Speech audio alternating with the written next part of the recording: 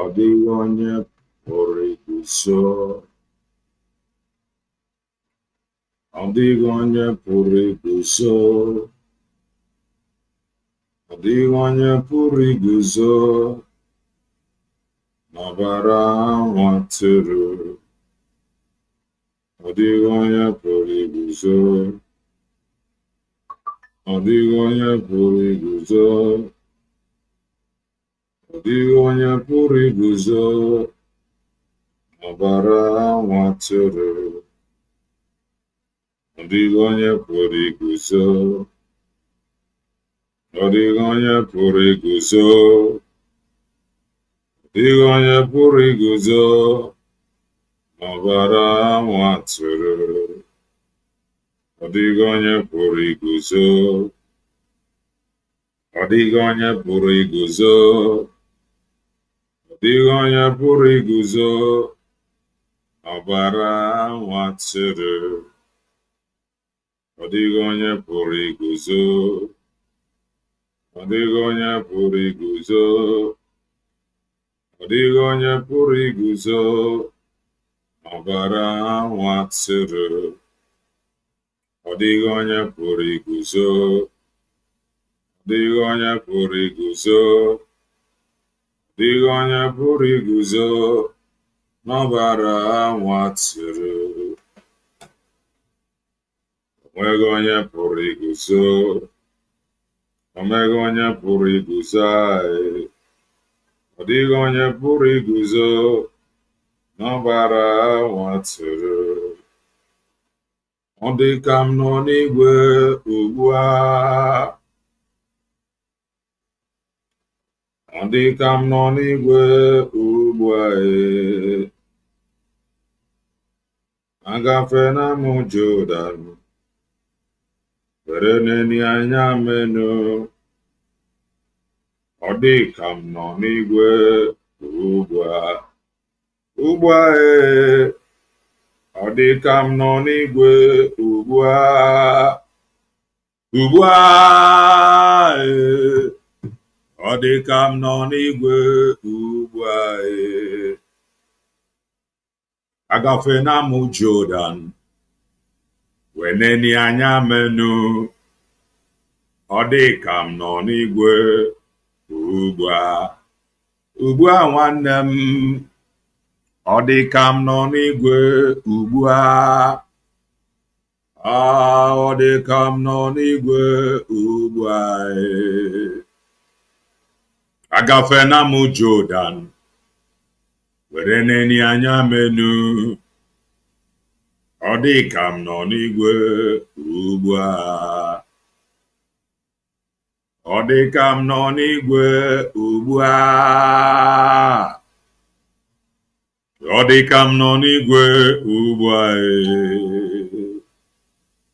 agafena m Jọdan, wee n'eni anya menu, ọ dị ka m nọ n'igwe ugbu a.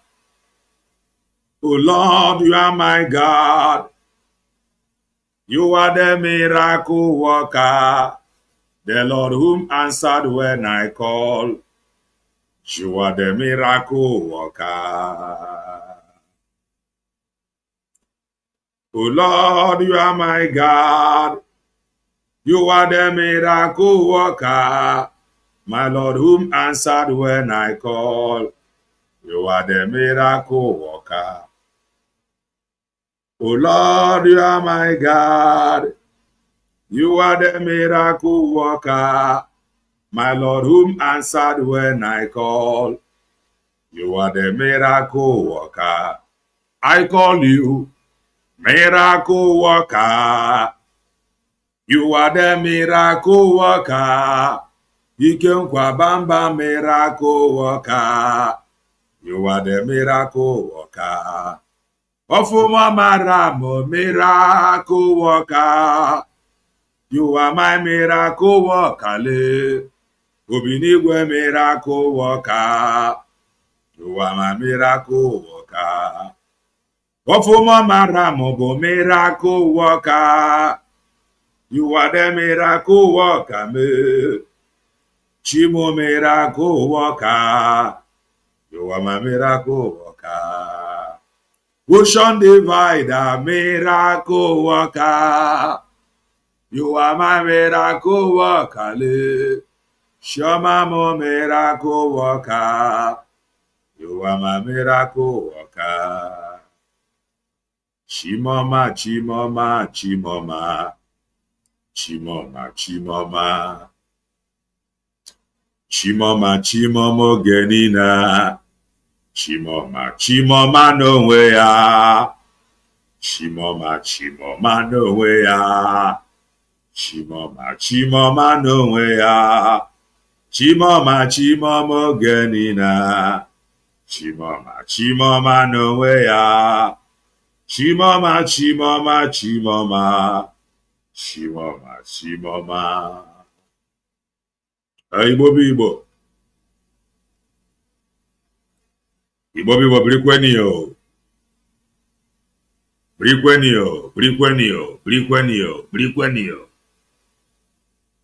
Ụtụtụ ọma. Ehihie ọma, mgbede ọma, depending your time zone. Anyị ya dị ka echi. Maka na echi adịghị agwụ agwụ ka anyị na-agwa ya, ọ bụ na isi onye bụ. What are you waiting for? Click the like button. Subscribe, comment, share. If you are just coming across our channel for the very first time, you are welcome. This is Kelena TV. We are live and we are direct, bringing you the gospel of redemption like your doorstep. If I make book common sense,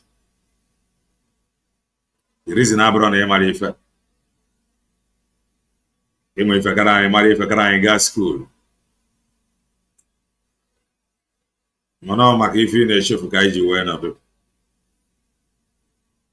I just want to make common sense as always.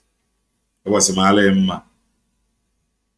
Royal was watching from Athens, Greece. One of was Malay man Greece, where the land of Greece favor you. He said, Abaranorian was Malay, my greetings from here. Watching from Bongo, Amakamele. Steve Omakamele, greetings from here. Where are you watching from? Where are you watching from? Tell us where you are watching from. Kingsley Omakamele, sir. Greetings from here. Ejikeme Omakamele, greetings from here. Tony Omakamele, greetings from here. Omakamele, Stephen Omakamele. Makamele, greetings from here. Sonny Makamele. Where are you watching from? Akachukwu Makamele. Akachukwu Makamele. We are here. Money man Makamele. Where are you watching from? Martin Makamele. Greetings from here. Makamele Martin. Aye Kwechigo. Kanna by go dogo anya kweshigo amaka mele aka chukwu from Burkina wanne keke osi kengene na Burkina may the land of Burkina favor you one mmadu to di nwa obodo nwa chukwu watching from Golden State, California, USA. Udo amaka mele may the land of California favor you. Elevated energy. Elevator Makamele Ezechoki get wala yinzu no. Steven Makamele. Steven Norian Martins. One the Keko Sikenkene V. Southeast Asia. Vietnam. Keko Sikenkene V. One Enkene V. Yemakande V. Anyway. Amakamele one Steven Amakamele Mwaba Makamele Amaka Mele, watching from Benin Republic. Amaka Mele, one name the land of Benin favor you. Akachuku, Amaka Mele, Hurricane, Amaka Mele, beautiful city of Vancouver. Amaka Mele, Canada. Amaka Mele, Hurricane. I removed some of your comments.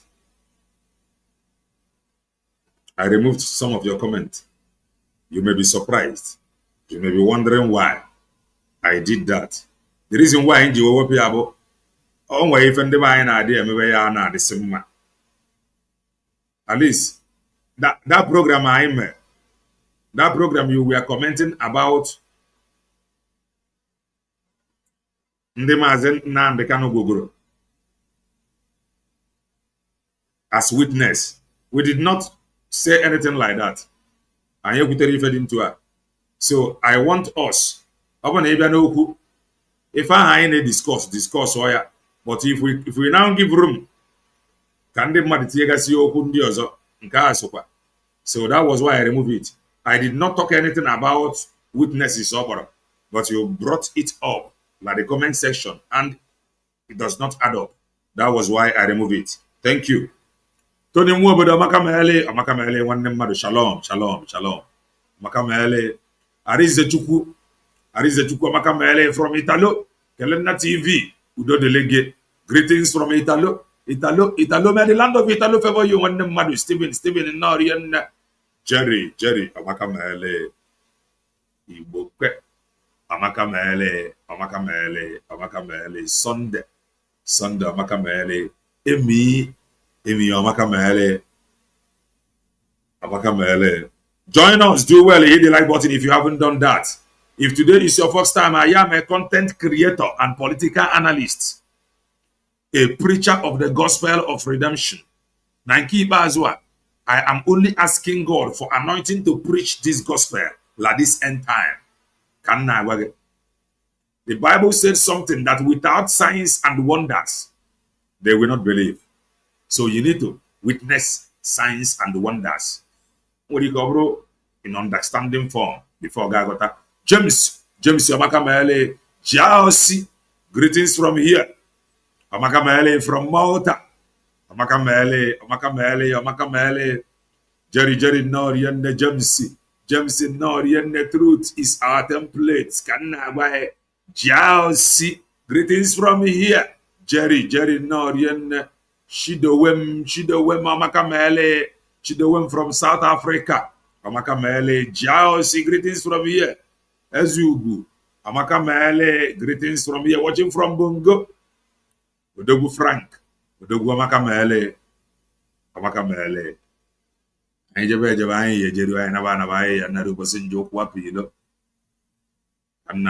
have Tasigo for it. I have Tasigo. Do well and hit the like button and we move. You know, maybe like a day ago and today, we have told you Ntundeba are joining this very struggle with different motives. Akachukuna, Jinaduru, no leave, no transfer, one mother. Jinaduru, Amaka Mele, greetings from here. Benchika, watching from Italo, Amaka Mele, dear, Ozibo, Amaka Mele. We have told us, Amaram from Nema. And I don't want to claim that I know it. No, I know it not. So now, what I think, Holy Ghost has been directing. Holy Ghost has been directing. Holy Ghost has been directing to the point even I cannot control it. So I am only a vessel, an instrument. So we are going to do as the Spirit pleases, without insult. Jubilee. We have been telling you about different motives. The marriage are joining the I'm watching from Biafra land or Makamele idea. You will never be a victim of accidental discharge. If you did not watch our program previously, the one before this one, do well and get it. Now first aid. Anachiba Okochi. Do yourself good. Get face mask and the sunglass. Makandoge. Maka your health. You gotta go because of dust. Nobody go iganarea dust. Nari anwuru generator. Nari anwuru motor. Nari anwuru ebe na-esi ife ọkụ. That is isi agadi edi obodo. So we talked about different motives. Ndị mmadụ ji join okwu nwere onwe. Some joined because of their friend. Some joined because their friend have been there and their friend is now a coordinator. Chika Vicente, Amaka Mele. So some joined because now their friend has been promoted to coordinator. Or join my friend is in, he will contact you. Made him coordinator. He will be reporting to us. Awusiana. Biafra Tam Tam TV. Amaka Mele one. Amaka Mele. Watching from German machine. One again get them in Germany. Here goes the other German machine. Get them in Germany. Soon Amaka Mele one mother. So people join with different motives. If not, tell me what Nwayi Isiocha has to do with freedom. Talk more of freedom fighting. Can we say watch Nwayi Isiocha? Or they go connect with humanity. Nwayi Isiocha since he's a watch America from Nnewi, since he's a watch Nwayi Isiocha, or they can the woman who connection with humanity. Go on Isiocha. I don't think so. I don't think so.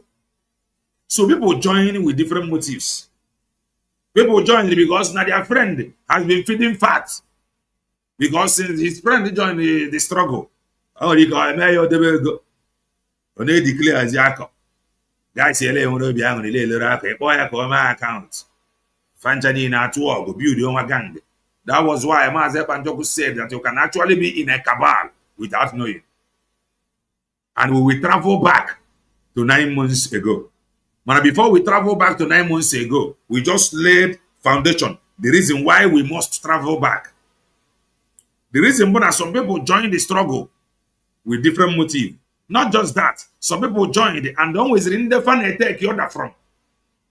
So they don't obey the non. They obey the person they are looking up to. The Biafra struggle as their family business. Biafra struggle as an avenue to make money. You looking at me that claim to be a freedom fighter. Why did you join the struggle? Why? If you were joined freedom fighter, I am not one, and I have never claimed to be, and I can never claim to be. Allow your work to speak for you. Allow your work to speak for you. Allow people to identify you. Allow people to describe you. It is not when John go mature, she has nothing to offer. She has no connection, no link, nothing. So what? That is nothing with humanity. She has nothing to offer. Absolutely nothing.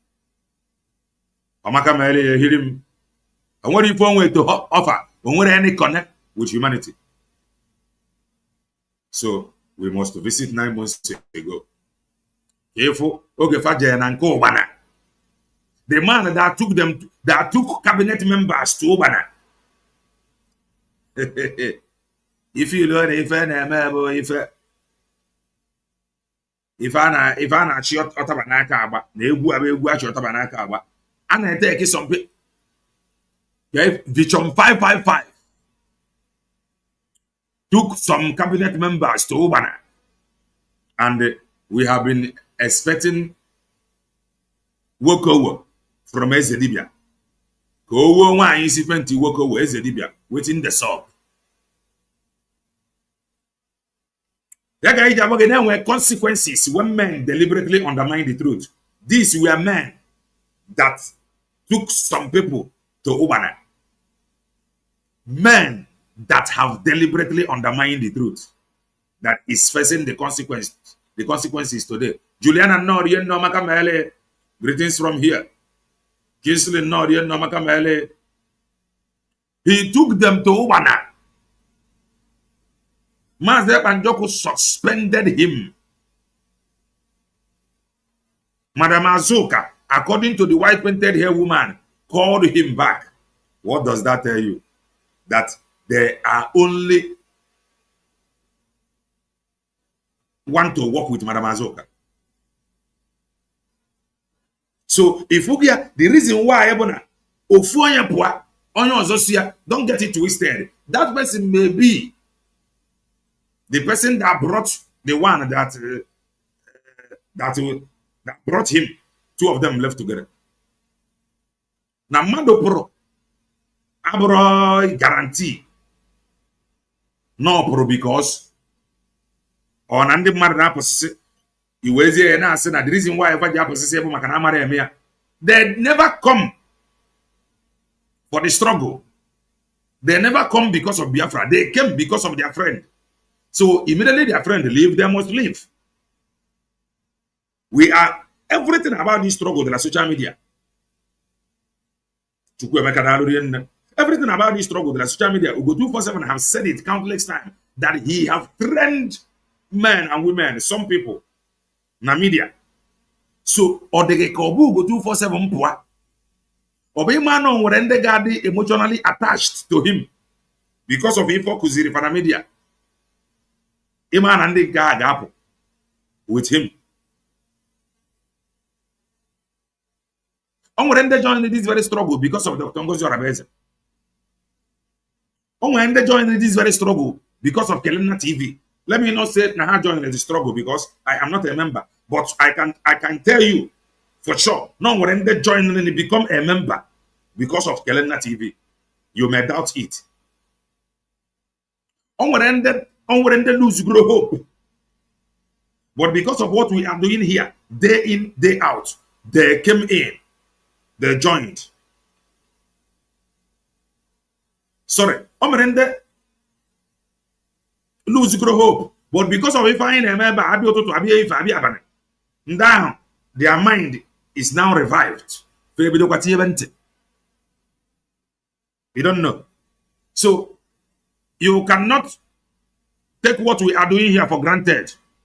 As long as they continue to come, we must continue to come. It is an no bragging. Online, they no go they comfortable. That is how they have been attached to Galena TV. That one of the amazing now if Galena TV deviates from this truth this part of truth that I have been into now for almost 3 to 4 years now, they are emotionally attached to me. If they did not see me online, they will be worried. But this part of truth that I have consistently been upon now for almost 3 to 4 years now, it will only take them some days. They are going to move on. They will move on. That is the truth. They will move on.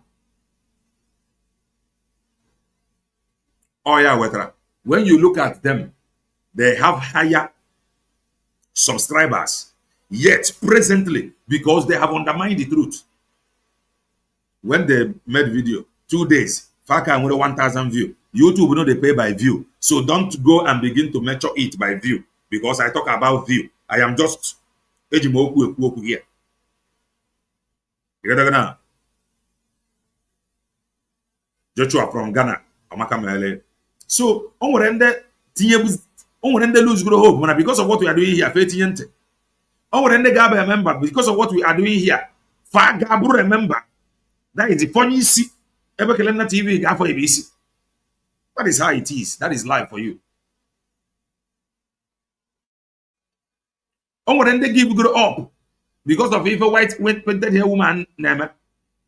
When they way bias mind. So Some people, they made the struggle, took cabinet members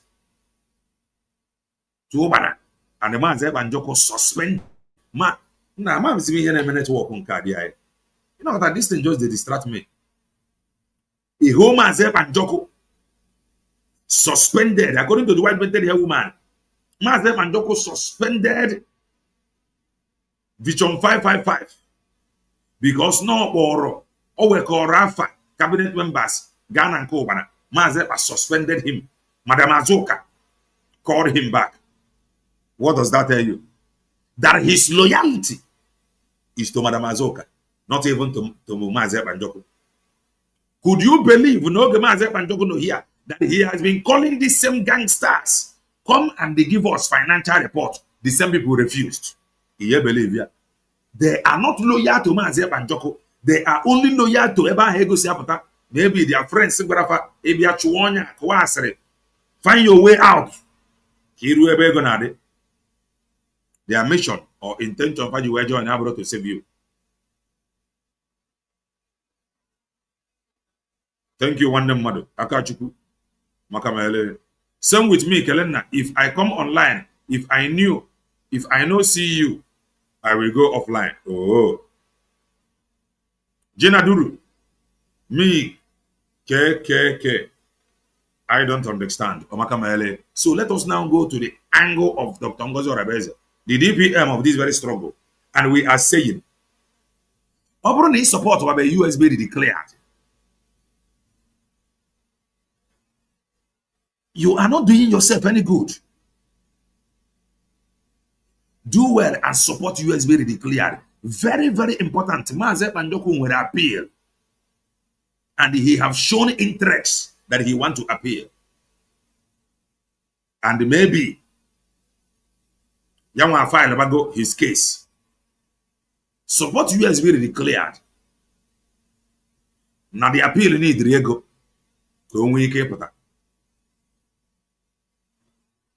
Opening support by USB declared for recognition. Do well and do that. Opening support by USB declared. Do well and do that. If we go Fageji, we send the under man na different prisons. No bongo. To make sure no mun na age nime. Bonafaka and we any prison visits. Kemba you went about. Can we visit Kenefa? Go there for 1 or 2. Tiebo Kufono, Kapanwi Kepa. Opening support by USB declare. Now the election honey work where do well and do that. TNT. Opening support by USB declare you are not doing yourself any good. However, can you what identity man presently fasten on that channel or that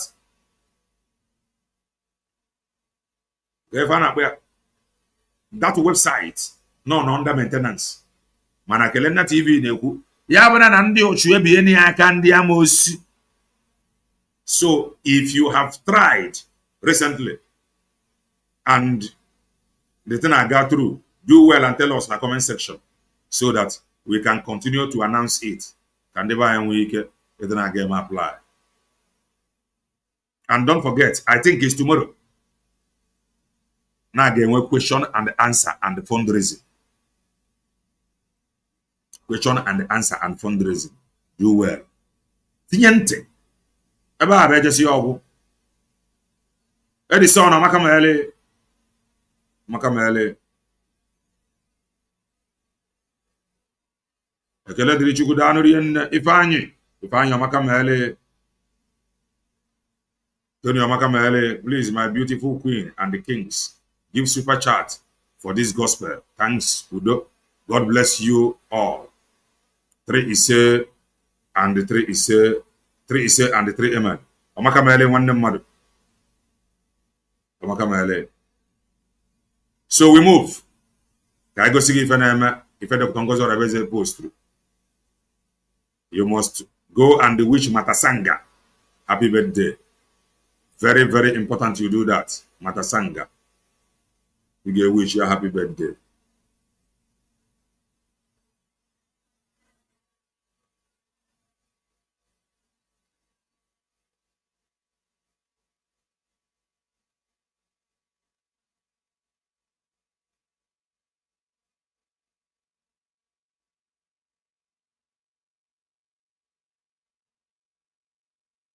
Right, here is it. Dr. Ngozi Rebeze posted this. Also, Ngega wish the man well, Matasanga. Matasanga. Today is my birthday. I am not celebrating this day because of the recent loss of my senior brother, Raila Odinga, a true Pan-Africanist. Secondly, I am away from home on duty in Ethiopia, continuing the Pan-African work that unites and uplifts our continent. To all who have already sent me birthday wishes, I sincerely thank you. Those Africans and the others in diaspora who wish to send flowers or gifts, may kindly do so through the link below. Matasanga, if I have his birthday, wish him well. Pray for him. He has been a voice, not just a voice, a very strong one for that matter. Dr. Ngozi Rebeze shared it by her S handle. And if you are not following Dr. Ngozi Rebeze S handle, what are you waiting for? Do that. Let us see the write-up.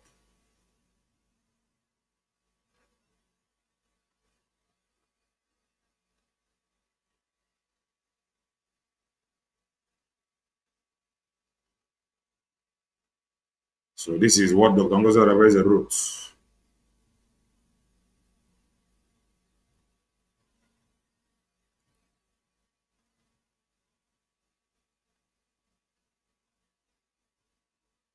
She wrote here, Biafrans, let us wish Dr. Matasanga a very happy birthday. God bless him and his family. Amen. Do well and wish him well. Pray for him. He needs it. And this is another post Dr. Ngozi Rebeze shared.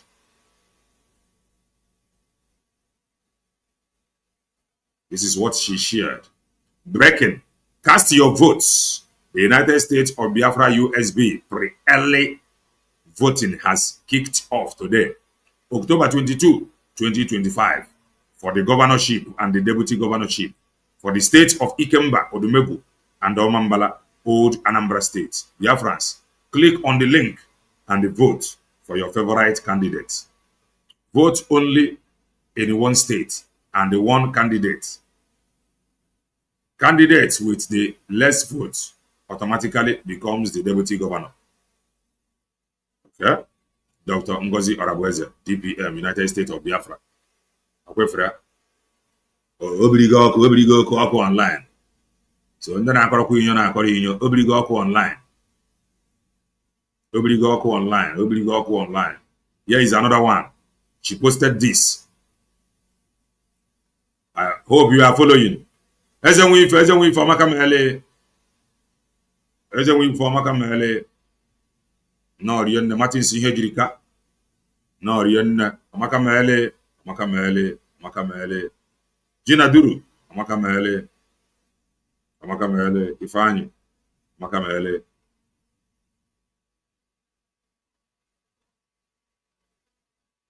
I think maybe you wanted to write long life. Maybe a long life. So this is what Dr. Ngozi Rebeze posted. I voted for my state and the preferred candidate, DPM. Dr. Ngozi Rebeze have voted. Wait for that. I had as if any name automatic. This is what Obodo Bongo could not give you for complete 9 years. Ana Korinyo. Oh, ballot box snatchers. If any now in theory.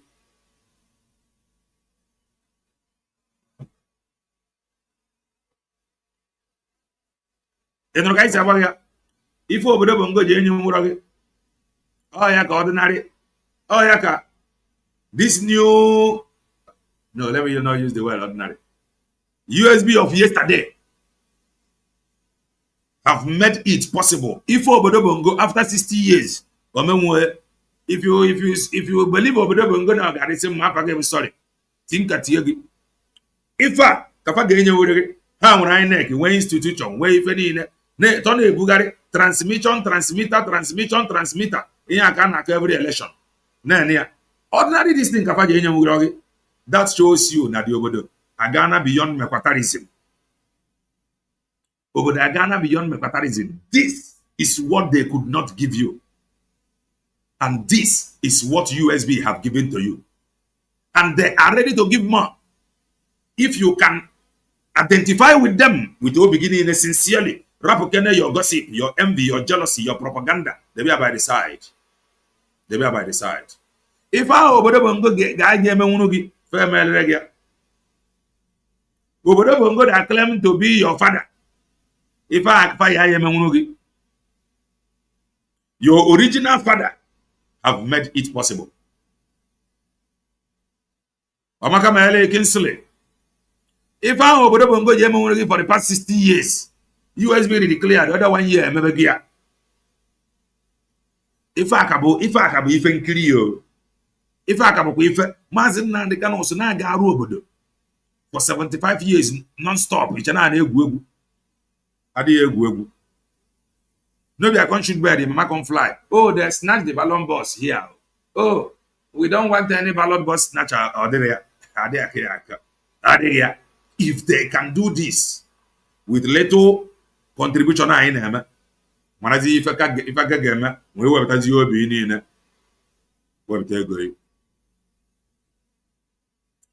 Dalorian James, Moke Zika, no Rian.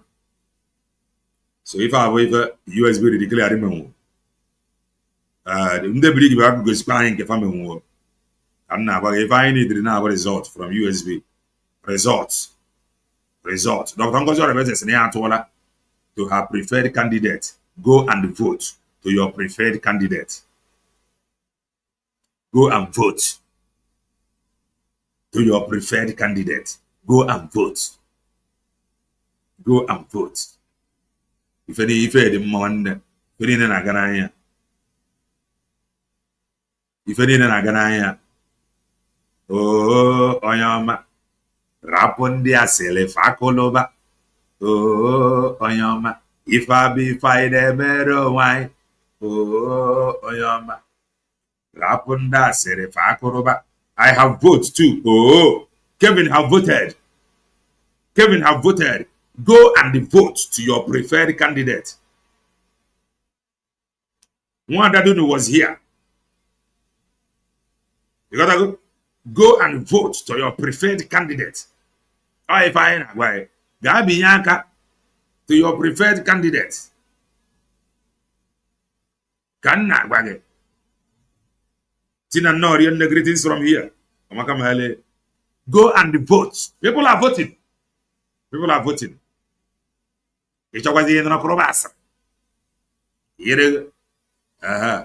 So let me read. USB election live. All responses fully captured for audit and the clarity at the end of the voting period. All responses fully captured for audit and the clarity at the end of the voting period. You can view your response after voting. Unlike in Nigeria, where ballot boxes disappear. Kanna gwage. Every ballot box may disappear. Me too, I have voted. If I have a testimony in charity now, can somebody say it louder? Can somebody shout hallelujah? I have voted, I have voted, I have voted. Let that be in this comment section. Where are those that have voted? Akachuku have voted. Anna Wagana the slash ballot boss. My boy ballot boss or bosses.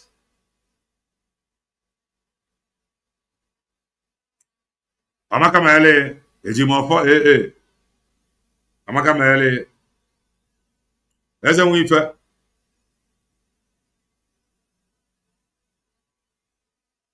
Dalurian. Esther Norian. Amaka Mele.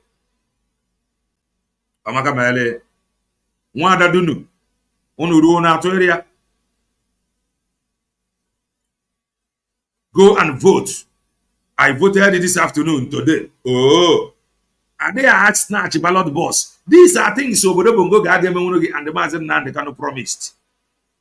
n'obodo a na-aga edozi ya 75 years non-stop. Aka mere result a na-akpọ esibero binsi akwọbara achịcha akwọ binsi ya na-ekpo abịa akwọbara akara akwọ ka ọ bụ na akwọba binsi akwọ akara na-ekpo. Are you not seeing it? A na-ekwu okwu ndị gara school isi kpakọrọ ọnụ. Maazị Silvanus nnọọ rie nne Amaka Mele. People are voting. Go and vote. Others are voting. Go and vote. Akuji Obi Amaka Mele. Nwada Dunu need your vote. Go and vote to your preferred candidate. Your preferred candidate. Go and vote. Are they snatch ballot box there?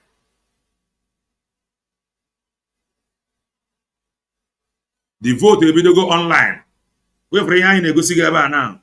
Go and vote. Others are voting. Go and vote. Others are voting. Online, go on at your online, go on at your. Yes, it is only for all citizens of old Anambra. Yes, only for the Anambra. Go and vote. If you go yaka USB in under 1 year. Na konene aka. Na konene aka. If you go for 60 something years. Oh God, I say all responses fully captured for audit and the clarity at the end of the voting period. You can view your response after voting.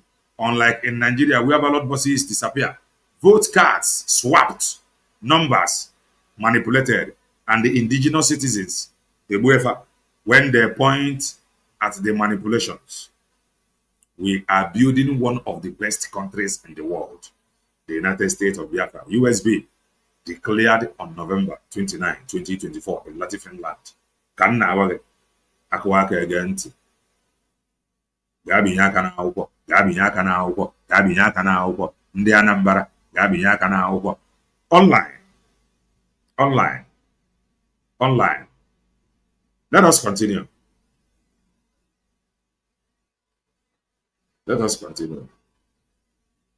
So that is that.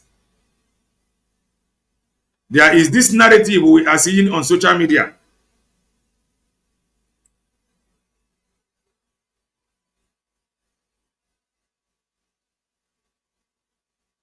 Can never by force.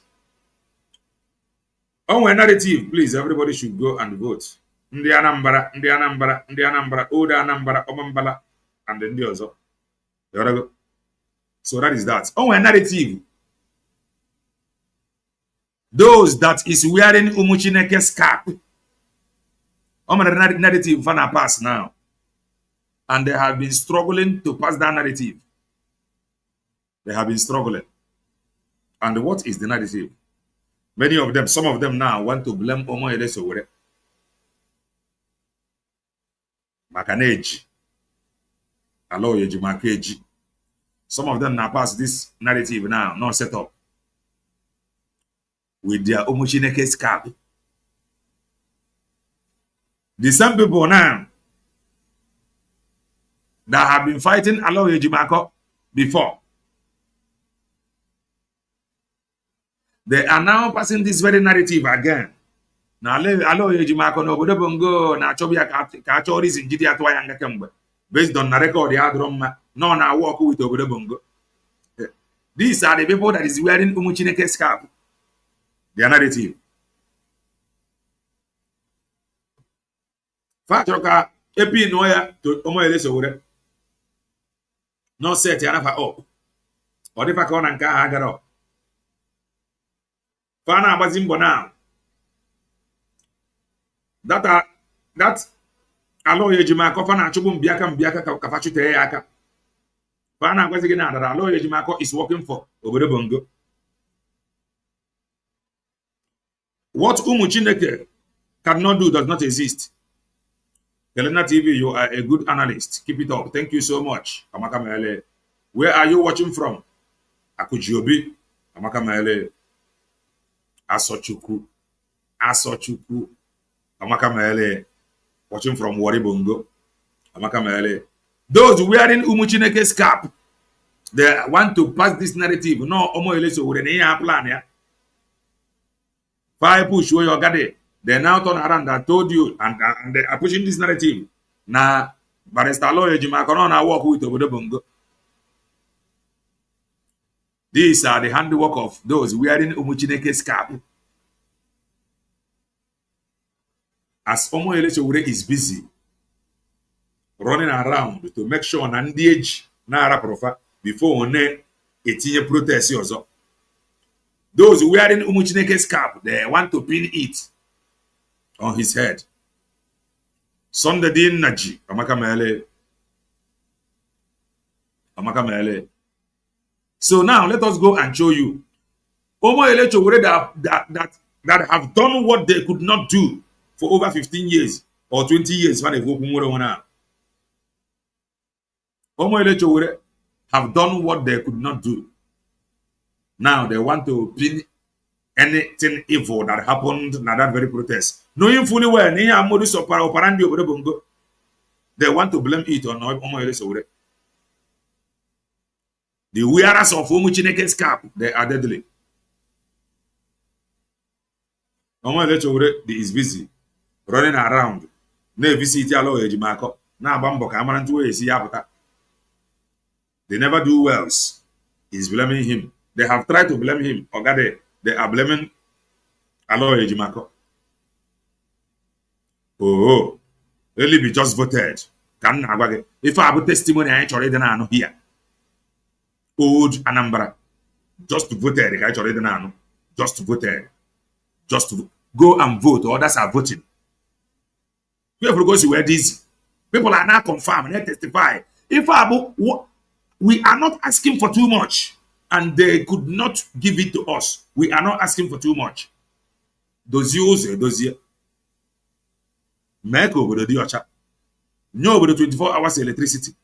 Make it on running water. Can you have running water without 24 hours electricity? Can you have treated water without 24 hours electricity? All this thing boils down to 24 hours electricity. If in a number of bono and I have business people find a seaport, Fasigamba. That they get a business and they will be they are going to be using this language of marginalization to be in power in Abuja. USB declare I have given it to you with this letter. If I get go see now the problem, Abuana farmer what to do. The problem is that they don't want to do the right thing. Yeah, what are they for George Yemen or Bongo Genina? Because they have undermined the truth. Obodo Bongo again is evidence of Obodo that undermine the truth. This small thing USB declare they have given to you. Obodo Bongo as a nation. That is simple. The Obodo have undermined the truth, and if in everywhere kidnappers if Johnny in the consequences that they have undermined the truth. If not, because someone a famous truth undermine. If I USB declare the word, if I get to make sure Nandi will be to see Obodo, but they cannot do it because they want to only enthrone Ndeworo Bintisa. That is what they want to enthrone. They want to enthrone those that want to grab power by force. Oh yeah, what somebody went Emilaka. This was just his language. Emilaka. One night you can have Osi Chatham House, Oga Kaduna, Osi Kaduna, Ofere Lorry, Osi Lorry, Oga Manfe, Oga Abuja, Ofere Lagos, Osi Lagos, Oga Medugri. Eba on the Boko Haram no, Urugueba, or Banibamos, so soon or Orienni, or Berifina, Mecha, Emilaka took it by force. That is simple because Fatoro Konya Werubi. Idozi Obodo Konya Abano Chichi. Upon an in Wokema Bagarisre. Rienni with Inyafori Miaja, Naimo has some Bisagari with the bandits. Macaroni devoted to Bongolians. And the man was only shouting, Emilaka. Oh, why are you laughing? We were here, we saw it now. The only thing that B2B did not do is to go and eat with bandits. Mankoneri food on ya the one you me will be saying ije what if in at all this thing is just to prove to you he won't give me accept. Will make the self deny his own people. Will make the self that it is you people that is afraid that we enjoy this my government, you not even these people that believe in me. Thinker. Yet Emiloko grabbed it. What does that tell you? Or from where you with the bandit, go for Elanya. I'm going to read the one into Marcia, Dicky regard, Nani every Rie Feni na hori, Rie sort ni nori, Rie Feni nori, no. But in Ribia at the end, Emiloko grab it. Say I go to court. Kafa where judiciary tear mom. Gamana Waliosa. I'm saying that judiciary the last hope of a common man. I was there the man, I'm a common man. Or a lot of spit in court. The man Waliosa. Here about the cross. Can you get today? If I had gained you for 60 years, USB of yesterday have given it to you. Kovaniaka.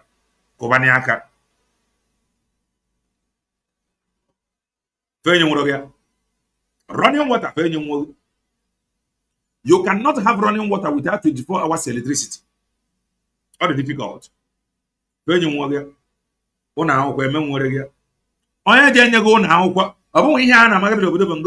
Educational sector. Akwụkwọ na-abịa ego bago si ije nweta ọrụ n'obodo bongo ka ife na-agụ dị ha ka isi akwụkwọ a na-agụ ka isi akwụkwọ ndị bongo na-agụ akwụkwọ ya bụ ego ya gụsi ewetisi ego ime nje nweta ọrụ. In fact, ịgba akwụna na-ebido self from secondary school wee ruo na university because your lecturer ya like rịrị ka o jee gị o see gị ịbọn gị before anyanwa gị mark ebidogori from secondary wee sebe gị ịbọn Bagotezie University. And they have planted this seed, this evil seed. They are going to deposit in you. They will deposit the evil seed in you from secondary school. To university. Result to go. If I take an office, every day I say, now on some banks. Hello, I am a preacher of the gospel of redemption. Some banks are there within the agro. Because fine and I have some bankers now, all from security. Can you see? And where is the career bankers? And where is the career bankers? The Budabungo. We need our contracts. Mana na emekwa from contract to career. Mana be fee na efe n'isi erufe nu te aka. You got what if you na achọ. Nu ego ezigbo aka. Enwezi career bankers. So before enye kwuo ọnụ enye ataghị. Dụwa gị ife adịrọ mma na ofu hotel room. I were ife ị na-achọ. Ọrụ ejiri ise ibọn gị wee nwete. Ịma na ọrụ a na-eje maintain ya with ibọn gị. Di obodo dị brutal. That obodo have made some married men and women unfaithful. The obodo have Jill Olafa made them not to be faithful.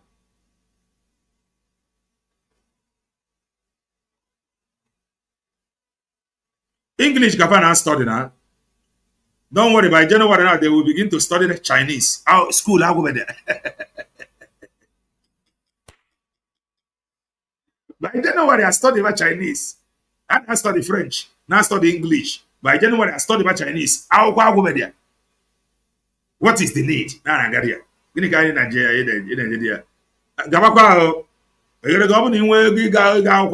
say that Kelena TV discourage you. By next year, you go begin to study Chinese. You will if you are in Chin Chong Hong. Yes, we are. Oh, Chinese, they put a complaint now with the wagon out.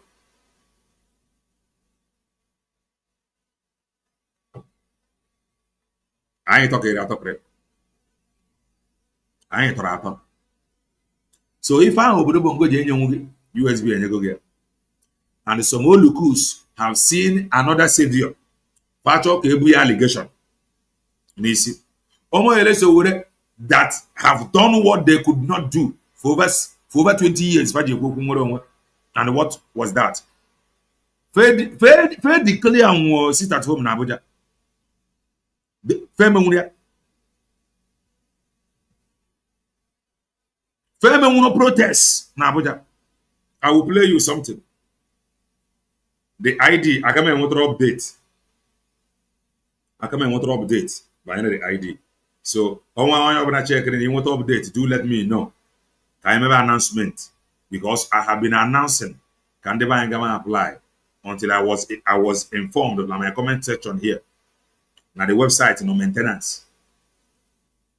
For I'm no give the robot by 28 from my comment section. So I want to know. I want to go and check it. And having said that, tomorrow we'll question and answer. So Dr. Ngozi Orabeze may say something about that. Thank you. If I need about results, can I move over with speed? Please go and vote if you have not. Have you voted? Oh, Makandio Mambala.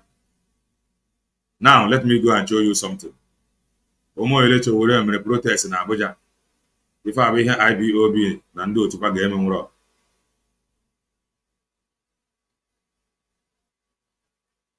Have you checked? Oh, ID card site is up and running.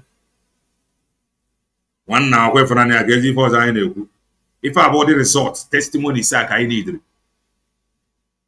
Abrone ya kuchazi for now, up to now. The mother and done no Chineke Menera. Please, somebody should go and confirm. Results I need. Let us listen to this, our brother. Please, my beloved brother, Kelena TV, great God is with you. Can I go now and search for a place to get my own registration, to get my own voter's card? Good and fine. Open idea for Dr. Ngozi Orabeze, I think. Dr. Ngozi Orabeze, go to her channel and I think he won't only fish or ever do that one number. Do that. Very important. Let us listen to one nine worker. IBOBDOS, famous protest, sit at home in Abuja. Even sit at home na side in Badabai. And they oh yeah, listen. Before the protest, I was one of those who said, look, let those who, Southeasterners keep away. And the reason why I said that was that when Sowore started calling names of P2B, trying to rub him in the mud, and I said to somebody, jokingly, I said, if P2B shows there, they will either kill him or arrest him. And the next thing is that they will charge him for treason. So for me, the protest did not achieve what it was meant to achieve. But one thing I like the protest for is that we have moved it from the southeast to the seat of power. And that's what I've always told the people. Underline this word. No move from southeast to seat of power. Gaga go to be idea. Gaga go to be idea. Here Abuka stand the worker. You may not entirely agree with him. And you may not entirely disagree with him. We can reach out. If I have I can reach out to them. Huh? I can reach out. The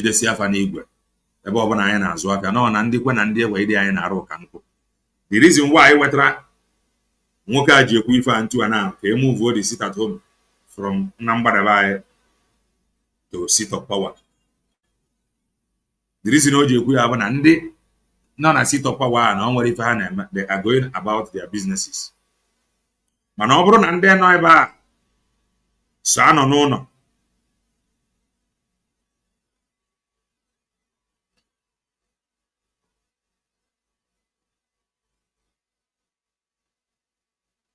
Is it for the ID? This is the man. Okay, still on maintenance. But Biafra, tam ID card site is up and running. So just check and verify. Okay, sure. The reason why whether I'm going to move away from Mbado no buying, Kogaba Abuja be sit up power. Bumakan and on Abuja and the ADM. Or this year can and number buying con or the Amitampo. A gapusini number the buying sick and maybe sit up power or Mandima. Ijigo Sigana and you call Mamrion or Wolf. I ain't got that rate together. I ain't got Tyrion over a dear. More I ain't your committee, more I ain't serious. Ebony will be one as wafia. Ejide fa na ekwenti. Odefa achimena ezefozi their leaders enyoda. Everywhere Igbo be one as wafia. So that ko the okwu nwoke a okwu okwu dị mma. Mana ya because some people ga pụta na agba ya war. But the reason why njije aja agba ya war bụ na ihe weta anya nwa ji ekwu ka move from southeast to seat of power bụ no na anya ndị nọ Abuja mere ife ha na-eme. Mana ọ bụrụ na ndị nọ Abuja, ndị nọ Lagos, ndị nọ Kanu, Kaduna, Sabo, Ngeri, everywhere na fancha na join, maybe na fancha niile nọ WhatsApp group ekwu okwu nọ n'ụlọ a fancha niile anọdị n'ụlọ gburugburu. Ife ọ ga-eme ebe ọ pụta ebe a nọ gwa gị sị gị na ka ọ na-ada n'oru ka ọ na-ada n'Igbo dorin nnọọ rie nne. Ọ ya ka unity ji very very very important. Onu ka anyị na-agbazi ya. Unity is very very important. Etiri ana go onye ọbụla emechie. And mgbe ọbụla ụdị ife a bidoro mebe ụdị okwu ama na-apụtazi ka emuvuo ya to Abuja. Ọ dị asị ifu ka ọ bụ na ama mmenwu mfa ncha. At the same time ime vuo ya to Abuja kwata bife marakwa ihe na-eme leta na anyụkwa ọkụ. Mana ọ bụrụ na emuvugide ya ọnụ together ka ọ na-afịa na Abuja, ọ na-afịa na Kogi, ọ na-afịa everywhere, Delta, everywhere. At the same time, TV enwe ife a na-announce now. Ifu obodo ama jijiji, anyị nwere power imeke a very strong statement. Mana anyị nwere problem anyị bụ ndị kwe na ndị ekweghị. Jikọta ndị a na one WhatsApp group, you will see change ozugbo. So the reason why Oje can move from southeast to Abuja, but now ndị na Abuja adịghị support bụ na ndị na Abuja na support bụ ya nwa ama nkwutu a. So ndị na Abuja ndị na ebe niile fa nọ and the Nneka Omoyele Sowore emere ya ndị Abuja support ọ. Nneka Omoyele Sowore ebe onye emere ya China anụ ya because ndị be anyị dị good na eye service. People that don't believe that their own can actually save them, they must be dangerous people. They look down on their own. They castigate their own. They sow their own. They put up their own for sale. They stab their own. Nazo. The same thing the same strategy. Apply. Which in over 9 channel Abuja everywhere ni na akwụrụ ya n'ukwu. Sit at home abara n'ime ụlọ. Apụta na n'irokwu arịa. By now, different story ga ya na-akọ. But the reason why aka jiji anya bụ bọọlụ bụ we are not yet serious. Fair na anya. Fa konkago ndị si na fa na-represent gị ejife gofa. Mee ha had helpless. Then fair na-ekwuzi anya fụ na nke nwa na onwe gị is equally helpless. Because you don't listen. You always want to do your own thing. Ihe niile amazi ebe ndokwu na-ekwu okwu ịnọ n'ụlọ a ịnụọ ya ịchọghị join. Mana nke Omoyele Sowore ka join na ọ dị mma. Mana ekwe ihe nwoke ma na-ekwu ka akwụsịzi ime na South East move to Abuja. The reason o ji ekwu ihe abụ na kemgbe eji ekwu okwu a na Abuja emegharịba ahụ. So ọ ga-abụ ezigbote ife ọma bụrụ ezigbote ihe ọṅụ na ọ bụrụ na achịkọta obodo niile fa nọrọ under one umbrella. Ngaga aba asịsị gaba asị na banaba. Listen to him. And the reason why I said that was that when Sowore started calling names of P2B trying to rub him in the mud, and I said to somebody jokingly, I said, if P2B shows there, they will either kill him or arrest him. And the next thing is that they will charge him for treason. So for me, the protest did not achieve It is not always like that, Emmanuel. It is not always like that. Iruo n'ime afia.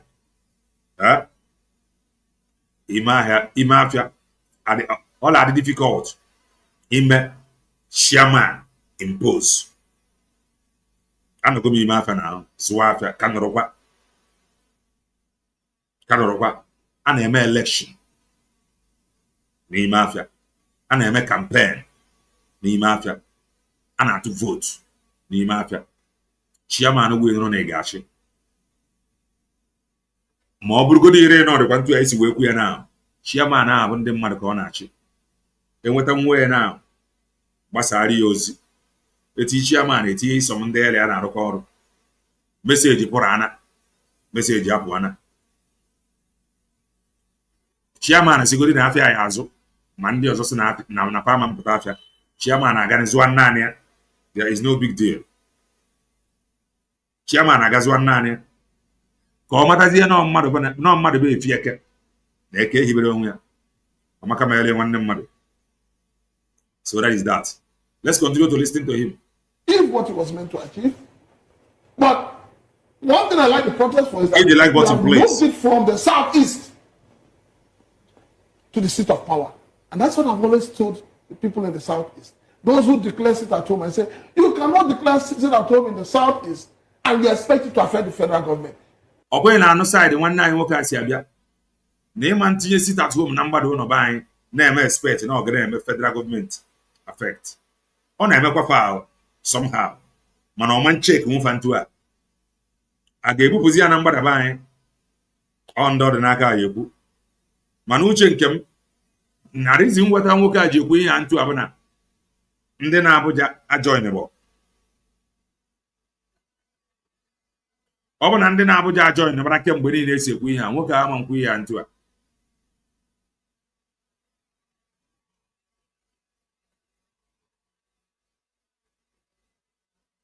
Let's continue. Declare in the come to the Abuja and declare, or you say that all Igbos who are trading in Nigeria everybody don't open your shops. Okay, no, if I ain't going to suggestion I ain't able to get away me fat ever. Okay, wait on now. See me and two Igbo niile na-azụ afia n'obodo Bongo. Nwanne chairman emego dia impose ife abụ okwu chairman. Ife abụ okwu chairman. Kweno ka muga na-ekwu ya si mee ya na all marketers. Ebe ọ bụ na Igbo bụ Igbo na-azụ afia. Ụbọchị ya ka famishie. Ọ na-eme market lady impose. Ọnịcha adịghị anọdụ sit at home. O mere ime afia na-emepe on Monday na Ọnịcha. Let's just say na ife ị na-ekwu dị correct. O nwere ime afia na-emepe na Ọnịcha. Ọgbọ ọgwụ adịghị azụ afia. Electronics, electrical, name them. So na imere impose holds no water. Impose, sorry. Kwedro ka nwoke akwụrụ ya na ga-achọrịrị iwe mee ka ya chọọ na-achịkọtara fancha under one umbrella. Ị na-ekwu okwu ịnọ n'ụlọ. Ndị na-Abuja, ndị nọ Kanu, ndị nọ Kaduna, ndị nọ Lagos, everywhere. Ifo nke a ga-ama na jijiji. Mgbe a ka ị ga-ama how important it is. Mana ife anyị na-eme bụ a na-ekwu ya side mgbadaba anyị. Ndị nọ data na-emere nkefe iche. Na ife ọbụla bụ big market. Nnekwu afia, ife ọbụla bụ nnekwu afia na mgbada ụlọ be anyị na-emechi ụbọchị ụka. And ka ekwana ife bụ nnekwu afia mechie obere afia mechie na nnekwu afia mechie na obere afia ma nzu. That is the truth. Mmadụ ole na-aga na obere afia nwa. Obere afia bụ maka ndị nọ n'ogbe maybe apụtaba ebe bịagoro ife nri. Mana nnekwu afia bụ ndị si fa. Main market ụbọchị Monday ọ na-eme mgbachi. Ọwa ọgwụ the same thing. Mgbuko obosi the same thing. Electric obosi, just name them. And the more of an family able to use this country now. So n'ife a ga-eme bụ ka ma ịdị na-ewetazi ụdị okwu a ife achọ kwa ntu esi je eme ka Mazi Nnamdi Kanu pụta ntu esi ejide obodo n'ọrụ Mana umunne anyị nwesịrị businesses na Lagos. I have said it before. The best way be make chop na fancha niile na ebe ọbụla fano. Kiri in. That is just way to go. That we can actually speak in one voice and these people will listen. All these things they are pretending that they are not listening. They go here. Listen to this, our brother. The federal government declares in the come to the Abuja and declare, or you say that all Igbos who are trading in Nigeria every Monday don't open your shops, then it will affect the government. So what they were doing in the southeast was actually killing the southeast rather than protecting. And onye ọbụla bụ onye Igbo ebe ọbụla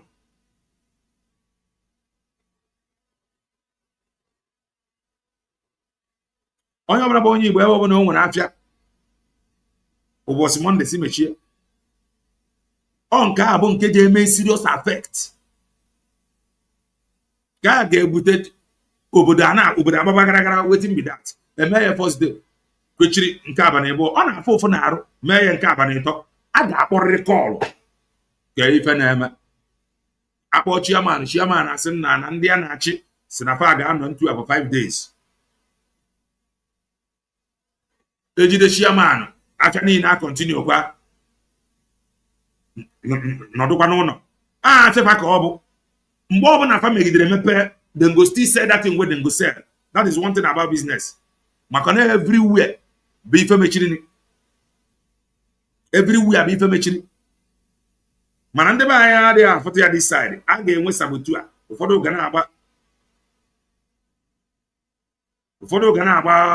na-agbata ka ọ na-akọ inyo na-ene ife nwoke a na-ekwu ebe a dị very very important. I don't know to this side.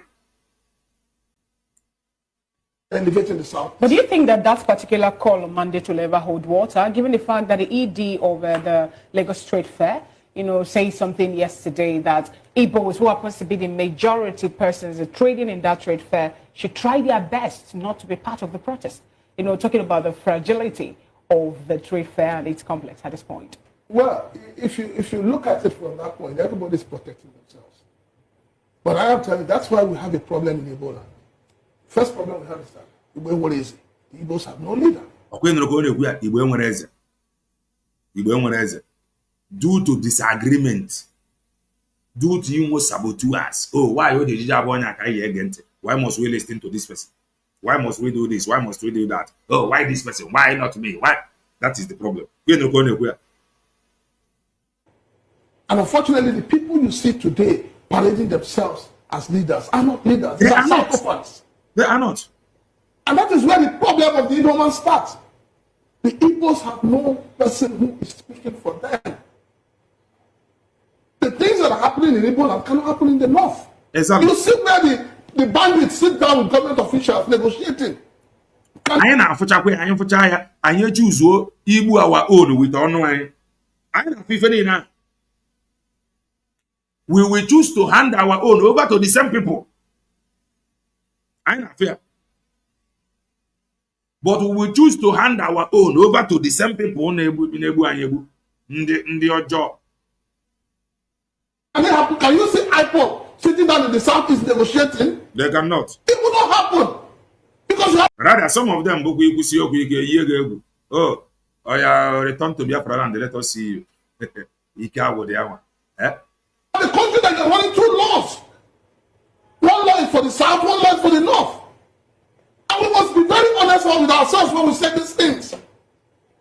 The unity that these people keep talking about is not applicable in the southeast. This unity are there war. Look at Dr. Ngozi Arabezi or maybe a report to USB to FBI. Or can't anything no. A report to FBI. Can the report to FBI or Nigeria government on the Igbo? Or go to Nigeria government on the Igbo can use report where this is how we are in the Igbo. In our mentality of India Merinaga, mentality of conquered people. Until you understand this thing, you must think differently. And that mentality can jacho the Igbo Kumuroma.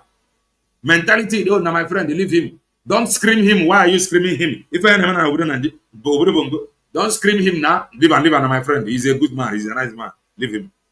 If I have been fine, if one undergo any scream, all of them must undergo. My guy.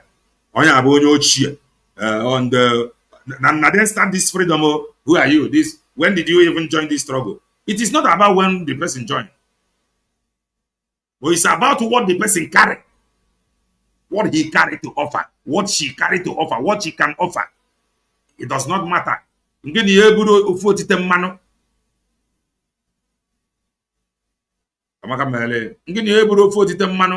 Margaret Dalo.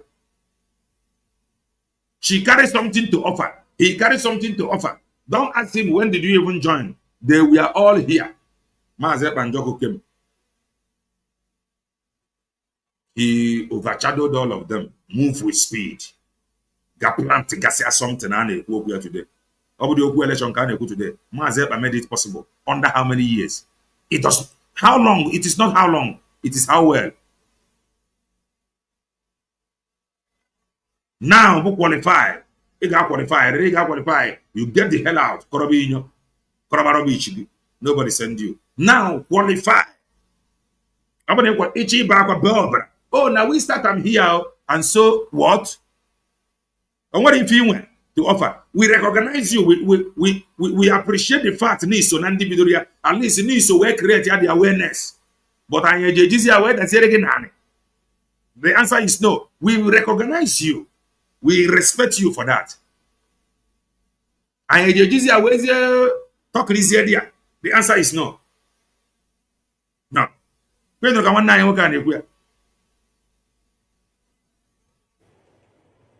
not applicable. Even though some of us will try not to bring tribe and all sentiment into it, but it's getting to the point where we must begin to tell ourselves that for us to have I have said it before. You see this protest that happened. Open a protest here, go sit on you idiot. Only you open a protest here, go see idiot. Far the organizer of the protest, they even try. I was thinking that a day before that protest, Nafaga go Madia.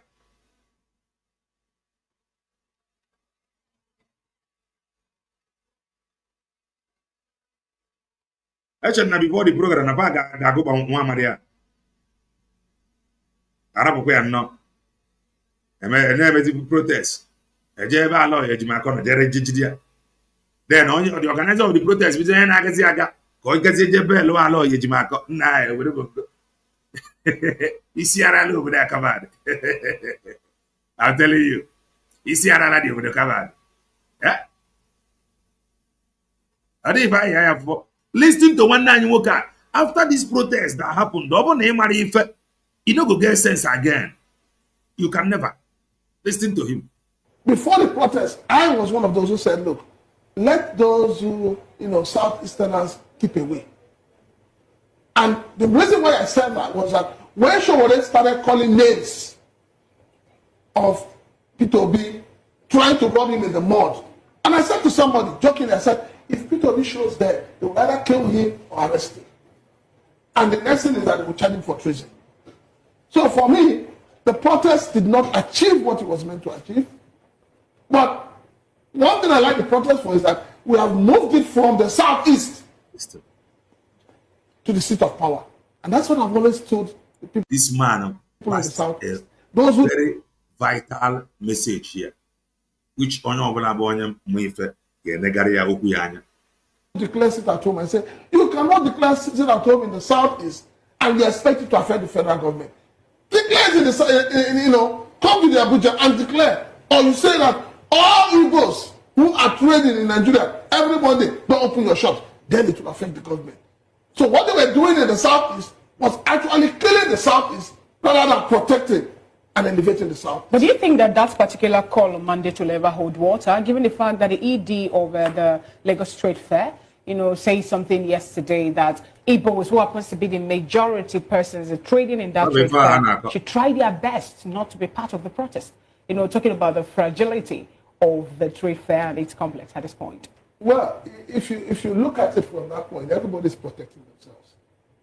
But I am telling you, that's why we have a problem in Ebola. First problem we have is that Ebola is. All the difficult I am with Syria no. I ain't claim kan na na atano, I am the atano. If I am magari, I am for ano one area. I know the very expensive. I ain't at for now. All the castle I know the ship are not serve career. Oh, you look Kenya for ano. Then area na I am magari. Onye nni ya nwụrụ oje gbuo efi onye nna ya nwụrụ gbuo efi ofe efi awụsa ọ bụrụziela nne gị bụrụ ada idu ozu igbu efi na abụna ịkwa ozu na be anyị na-abụ trọbụl ịkwa onye nwụrụ anwụ enweghị ife ego bụ so onye ọbụla na-eme na ya chọrọ imebere ya na 4 million na-eme ama mmenwu zibere ya 4 million na-emebere ya na ọ manage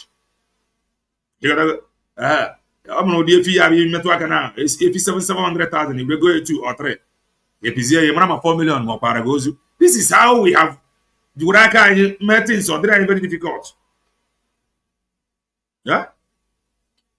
Efi ọgbọgwa na-edebere ofu ebe na-enye ya nni o ọgbasị na spendri ego na-enye ya nni efi ya na-achịgharị na-atakwa efi ịkọrọ n'ubi fama nkwụsị iri ya because ori onye ọbụla eri marago ọ bụkwa na-eri ife a ngọ ya atụfu ọnụ mba nwa pinchom ife anyị na-ataka ya adịghị ekwe ndị mmadụ na-efe. Do well and hit the like button if you haven't done that, please. Do well, hit the like button. Let's move. The Igbos have no leader. And unfortunately, the people you see today parading themselves. If we are serious, I got your way, your means, Dr. Onobuna, Doba Faka. Na protest are going forward. Osike, Obram Pagaria. Make ya chon, you would ania in on no ebe ọbụna Igbo na-asụ afịa ga-adị echikom kpọchie until anyị ebido speak in such language anyị na-egbu onwe anyị oge. So ihe ọbụla anyị ga-eme to speak in that one voice mgbe aka ga-take it serious. Ebe niile Abuja every that day no ebe building materials ihe niile ebe niile Igbo na-asụ afịa emechie o nwere onye ga-afụ dị ya ị ga na akpọga na call ị nwere ike ịnọ na debate bịa na National Assembly na why is this will not open na I drove towards that area mgbe aka ị ga-ama that they are actually looking at you sometimes ma fana agafe. I drove past the Jabi that place Igbo people was doing business. They are doing business where they are doing business. The place is closed though. You'll be surprised mgbe aka ị ga-ama na the important. You don't know how important you are. My brother, if like somebody like me now, I strongly believe if meeting. I'm telling you.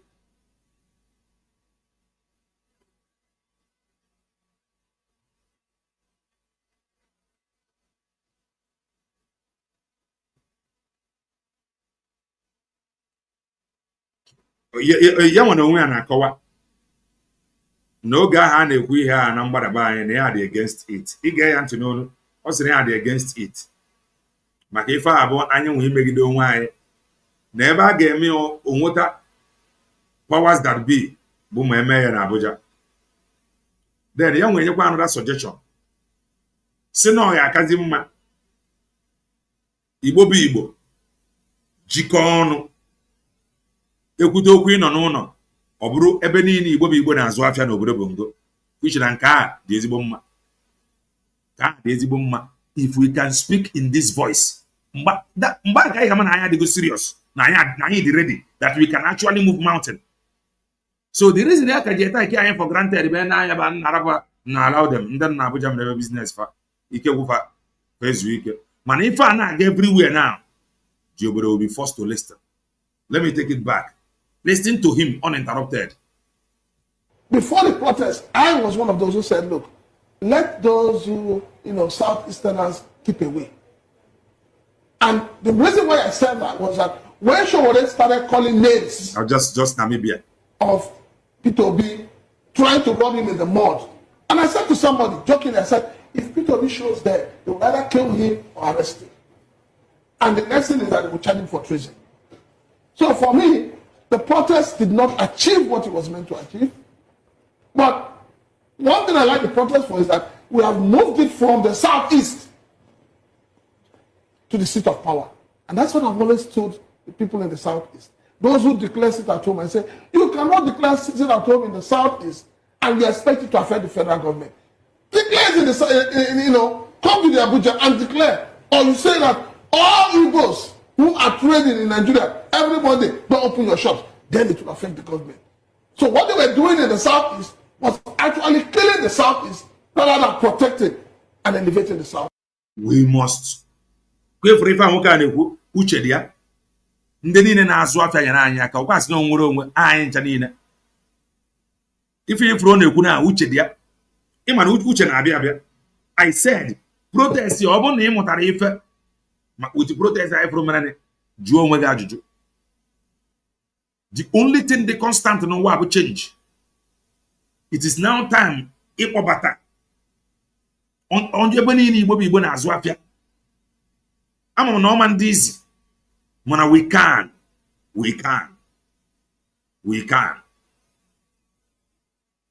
But do you think that that particular call on Monday will ever hold water, given the fact that the ED of the Lagos Trade Fair, said something yesterday that Igbos, who are supposed to be the majority persons trading in that trade fair, should try their best not to be part of the protest? Talking about the fragility of the trade fair and its complex at this point. Well, if you look at it from that point, everybody's protecting themselves. But I am telling you, that's why we have a problem in Ebola. First problem we have is that what is it? The Igbos have no leader. And unfortunately, the people you see today parading themselves as leaders are not leaders. These are psychopaths. And that is where the problem of the Igbo man starts. The Igbos have no person who is speaking for them. The things that are happening in Igbo cannot happen in the north. You see where the bandits sit down with government officials negotiating. Can it happen? Can you see IPOB sitting down in the southeast negotiating? It will not happen. Because you have a country that you're running two laws. One law is for the south, one law is for the north. And we must be very honest with ourselves when we say these things.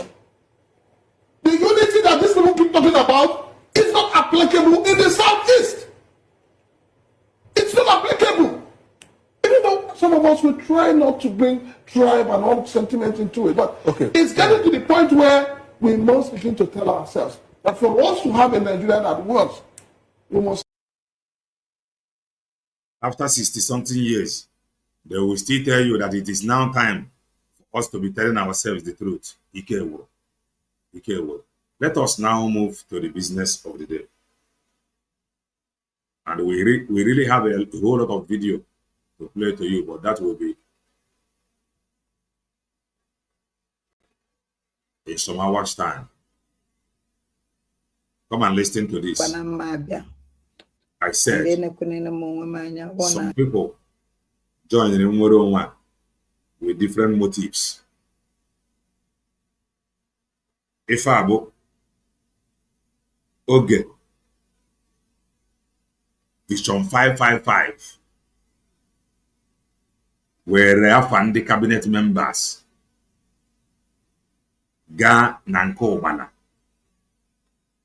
Vision 555, where Alpha cabinet members. The reason why in the world this video to further back it up or to back up what I was telling you. Now some people join in this very struggle with different motives. And the Kafa joining with different motives. They are loyal to different people, not to that very leadership you are thinking of. Their respect is to the people who not through Haman. Capacity will join here, not to the leadership. So when you see some of them fall by the roadside now, accept it with good faith. After all, some of them was not qualified for that very job.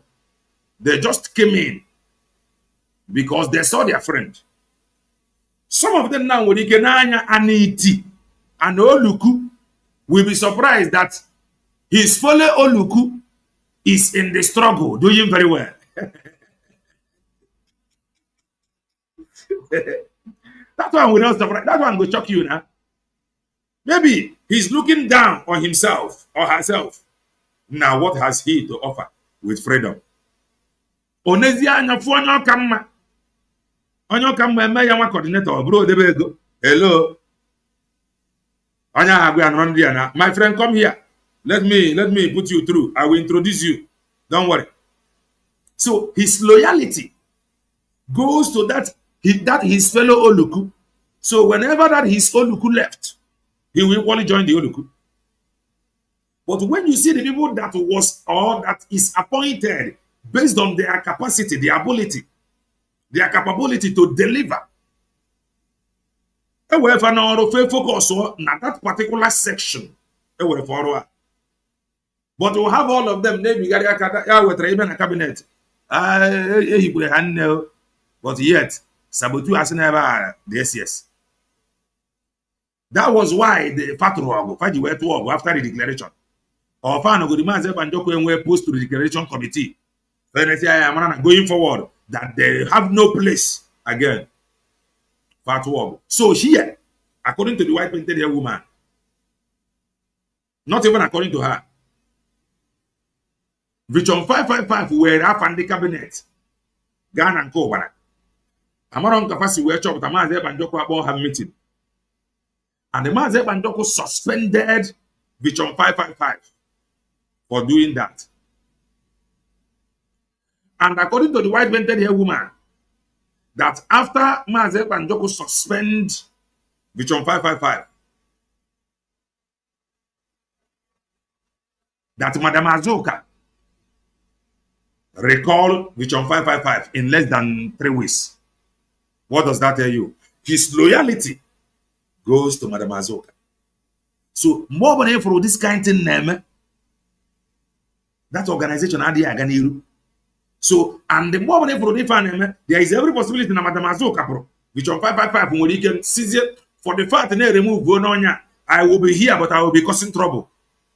I will be here, but I will become saboteur. In fact, this person is no longer here. Man, based on Nonya about the person, everything that you people, everything, every meeting, this person must know it. So that is why I are surprised more for the MSM meeting before I matter what is happening. No leak here, not necessarily about saboteur, but somebody no have decided. Somebody had the number. No, everything over a family, there are no secret meeting. No, Gamma. Okay, Fugo, the reason whether somebody on your Zesia, don't always assume. No, maybe I stop whenever facility. Part to Ziog by gangsters for doing this. Everything over that happened. In fact, for doing this, I don't know if I am communicating. Why is nobody saying anything? And it is not encouraging. To click the like button. Does it mean na high number in whatever I'm dying at or got off for? Do well and hit the like button. I don't know go by hitting the like button. Some of them I know they understand. Our people are just difficult because after 60 plus, and we are still alive, 5 to 10 years of our people sit at home. We not? Yes. Now, let us listen from her end. What I want to establish here about motive and who they are loyal to. Evidence here. We find a word. Listen. Akan kutere mobile sikambia kamuno no kai mecha nye basalam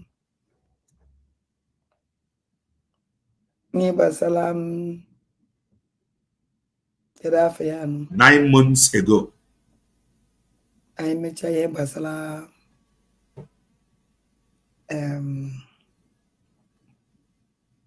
247 and nwoke machala igbuchasi. And don't forget, if any na USB declared in Bana, 80% of them sikwe na IPOBDOS webata. And don't forget, if any number USB declared in Bana,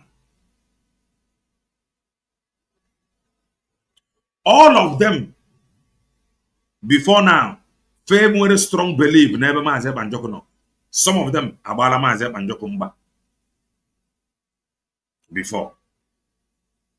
And we are telling them from here. Now we're heavenly immigration border control. He, God, is presiding over the checking point.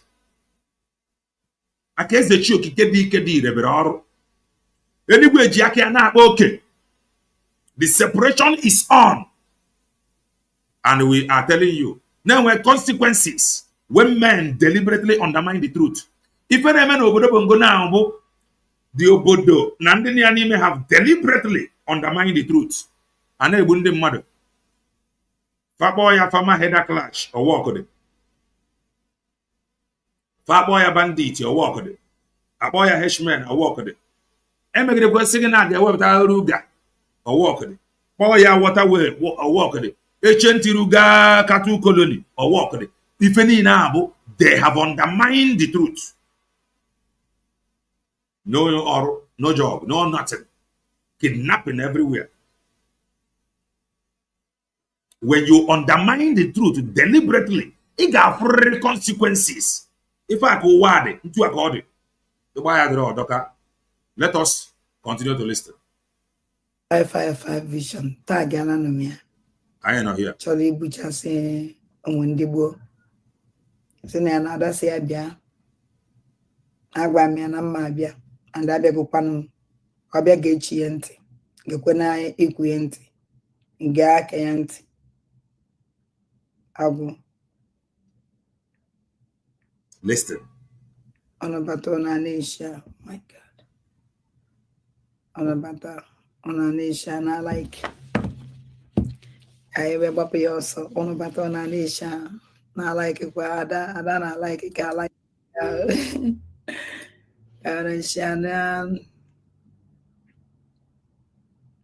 Okay.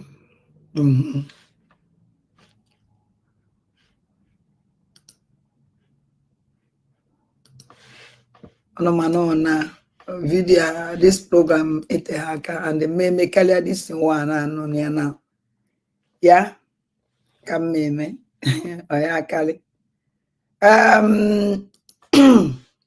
This video na chime now. Video on was play on voice. Na Paul biko for the whole media teams. Weje na bedibia. So many of them the mean, so many of them the brutal. The whole media team, Papa, Ghana Bedibia. If I freedom fighters you. Negent. Obi Boko from that day. Obi Wafria. Because the Obi and I'm happy. Now listen. Mana after ka Obato being in suspension, boss uncle Obi Boam. Obato being in suspension, like a young Nigerian and Kenneth doctor. Or men 1 week. Negent. Obato being in a suspension. Makano Jiria for the whole cabinet members were Ghana Bedibia.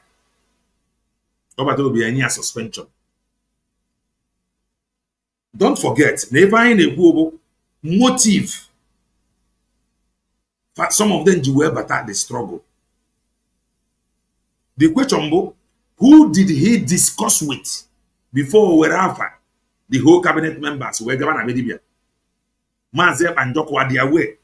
To some of you that is tagging everything that happened in the homeland to Mazi Banjoko, somebody in abroad, Fancha meeting and Zoom. He introduced himself to be among freedom fighters, yet he came or he joined with another motive. Being as a cabinet member, or be about we fellow cabinet members, Bedibia, without informing Mazi Banjoko. That one, that those some in the homeland can actually do something without informing these people what they want to do. If I were buying a problem, and this is how we continue to analyze this thing so that you can actually balance it. Obono omego onye jidere na mgbado uno ba anyị now. Obro onye gara kidnapping. O sigi no kidnapping. There is ana-achụ ya ajụjụ. O sigi yes. No bụ Mazi Nnamdi Kanu. Bụ onye ziri ya ga kidnapping. And in fact, no ya directly ya je ka obute onya. Na obute onya ya na ego na onya ga-akwụ. In fact, ya na ebe ọ ga-edebe ya. You got to go. And the robot that come very know to go no my name crucify him.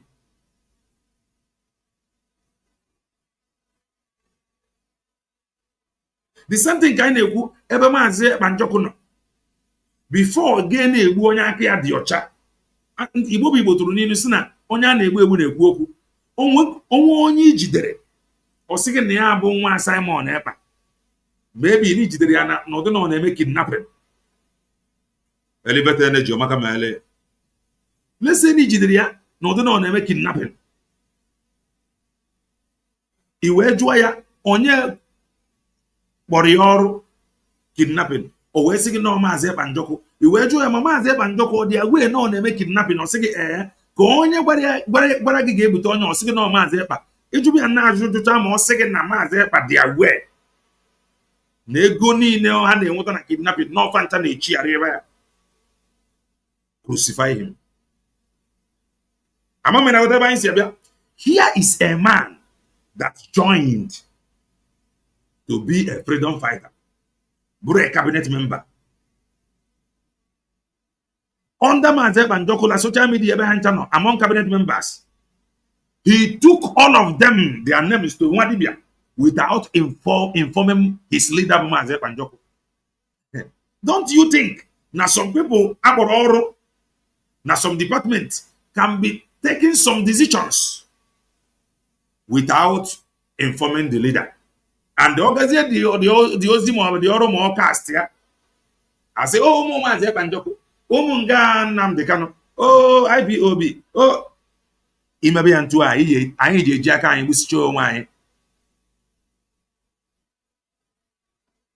We must speak the truth. We and talk was ready. Bob and I be the Antua, back I gama. Nah, I hear go. Come and listen. I will take it back a little. Onya Mazi Ekpa Northeast. I don't know how some cabinet members happen to know. Mazi Ekpa called this meeting because of that. He gave him a suspension. Madam Azoka recorded him. Now. Listen. Un video. On was play on voice. Na Paul Biko for the whole media teams. Weje na bedibia.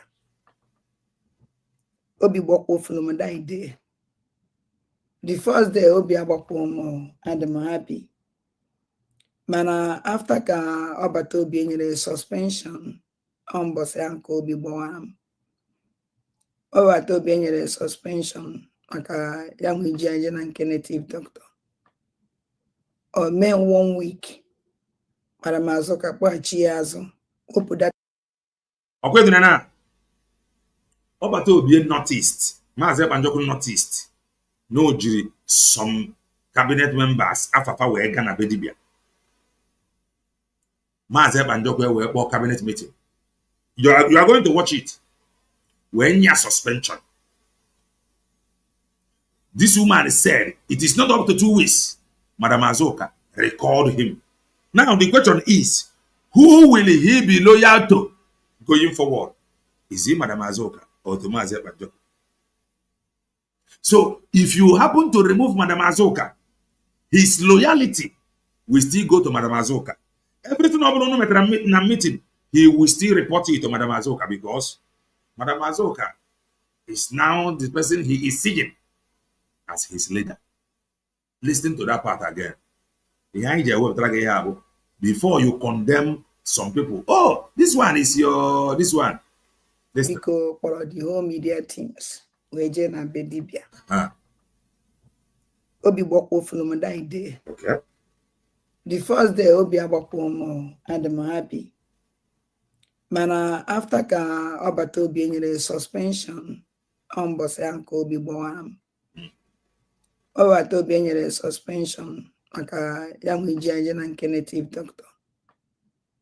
O mee 1 week. Madam Azuka kpọghachi ya azụ. Wepụ that. O mere 1 week. Madam Azuka akpọchiga ya azụ. The question now bụ, who will he be loyal to? The madam. O jiri afafa fanchan na cabinet. O jiri afafa gaa na bedibia. Underline it. Did he inform the leader? Bụ Mazi Nnamdi? The answer is no. Something in na mgbada anyị, there is every possibility a na-asị gị na ọ bụ ndị na-ekwu okwu nwere onwe. Some things may not be them. Mana based on ndị na-ekwu okwu nwere onwe, a na-agụ ekwu ya. Ọ bụ onwezi onye nwetara bụ ndị na-ekwu okwu nwere onwe. Na ife aga na-eme bụ ọ gaghị ọ dị awe na ife anyị gara. Ọ gaghị dị awe. Ọ bụ ya gwara gị gaa. Because na somebody fancha no ejiri ga afa fancha ga na bedibia and the oman engineer afa ndị cabinet ga na bedibia and the rap man afa Mazi Nnamdi. No. O jikwuru ikuri na afa Mazi Nnamdi. So ọ bụrụ na oge eji nwa afa mmadụ ga na bedibia, don't you think na onwe onye akpọrọ ọrụ na onye aka na actually abandon ọrụ akpọrọ ya and be doing another thing hiding under na akpọrọ ya ọrụ, ị ga-ejizi ife a wee gbuo ọgụ ya kpọrọ ya ọrụ na ọgụ ya bụ onye ori. What we are trying to explain here. I don't know if you are understanding what we are explaining here. This has been our position. And this position being able, I need to take care of some people are native. Oh, have paid you. Why in Israel that Mazi Nnamdi have paid me? The people that have been supporting Kelena TV right from Oge Mazi Nnamdi not here. They are the same people still supporting Kelena TV today. What does that tell you? That la position more their position. Now listen. The suspension now. We say me know that in my life are the important. I own na chegwa me here.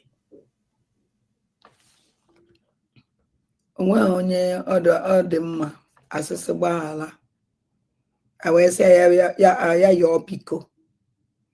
Ana wazi Paul onwu biko your biko. Ana yokwa ya biko ya your ai biko. Sina de ya biko your just force or the ocho ya ka ask no your biko. We say gini. Me know that now my life is not important. Ebe mmadụ ji nje na nke jiri afa m jebe dibia eme nke were weta ya wee ife hie enye suspension or no 1 week ewepụ that suspension back. Or not 1 week ewepụ ya back ka onye wepụrụ ya according to her, no Madam Azuka. The question now bụ, who will she or who will he be loyal to? It is Madam Azuka that lift the suspension, not Mazi Nnamdi. So when you see some people napo because no one onye prone, oh they find a cause here. If I na cover the reason, if I na cause for the effect, some of them join with the different motive. Some of them were divided loyalty. Some of them for among themselves.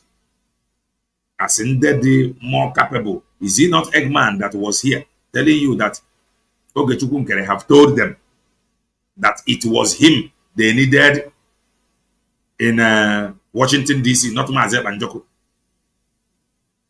He told them that he is a billionaire, and they believe him. So, billionaire, all their loyalty now go to him. And the reason loyalty that they have seen big man, they're ready to throw money around. Some of them may not know. Let me just put it that way. Some of them may not know.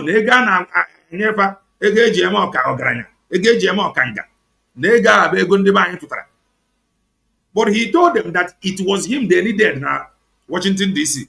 He told them that he is a billionaire, and they believed. They now saw Mazi Banjoko or see Mazi Banjoko as a man that is not needed in Washington, D.C. They now saw Mazi Banjoko as a poor freedom fighter because they have now seen billionaire. They now run and follow him. If you are giving order up to you, that is your business. We have seen a billionaire whom is recognized in Washington, D.C. Not just recognized, whom the senators in Washington, D.C., congressmen and women want. To come and account for ego. The man about also. And they are going to support him, a billionaire that is needed in Washington, D.C. What are they doing with Mazi Banjoko? Understanding this thing without bias mind. And they don't forget, many of them, imirikiti ka akporo, or one na one ka aroro. Imirikiti ka, oh, freedom, oh, formidable. Imirikiti biara, one na one ka aroro. So, fa akporo onwe fa ọrụ. So, ndị a chọrọ ịkpọ ọrụ na, ndị nọ n'ọrụ na chọrọ ịkpọ ndị mmadụ ọrụ. And akpọ gị ọrụ, enye gị ọrụ, ịrụọ ọrụ gị. Mana nke a, ọ maka no nwe ka ọ dị na-abịa na-achasị na mmadụ bere ọrụ achụpụ ya wetara iji wee nwee kabinet. Gịnị ka a na kabinet ihe nwa? Na-ege ntị. Gbachitekwa ya azụ. O gosigo ọnụ onye Paul Onwubiko na-arụ n'ọrụ. Paul Onwubiko work for Madam Azuka. Onye plantere Paul Onwubiko na brigi government o Madam Azuka. Okay, na very simple. If I Brian had drag since few days now, Ugosigogi onye Paul Onwubiko na arụ ọrụ. Ugosigogi onye plantere Paul Onwubiko. Lord Madam Azuka onye plantere. And will you be surprised? Ma ọ bụrụ na somebody kwue, there is every possibility na aka Madam Azuka dị na bedi Biafra jere, because ọ bụrụ na aka ya adịrị ya, she will be worried, she will be shocked. Orone nke iji afa cabinet members aga na bedi Biafra. But she was not worried. That case went on a suspension for doing that. And in 1 week, she removed the suspension. And then suspension. She removed the suspension and they called him back. Who is he working for? Madam Azuka. Who planted him? Madam Azuka. Then what again? Why are you disturbed? We know some certain news. Ugo 247 have equally told you here. We know why we are dragging this thing. Can we keep build your mind, build your brain? Ugo 247 that he have coached some people, a media. So there is every possibility that those he coached, coach Rifa as coach knows. Some of them emotionally follow him. Some of them may pretend that they are with USB, but they are with him every day. Every meeting of them on a USB.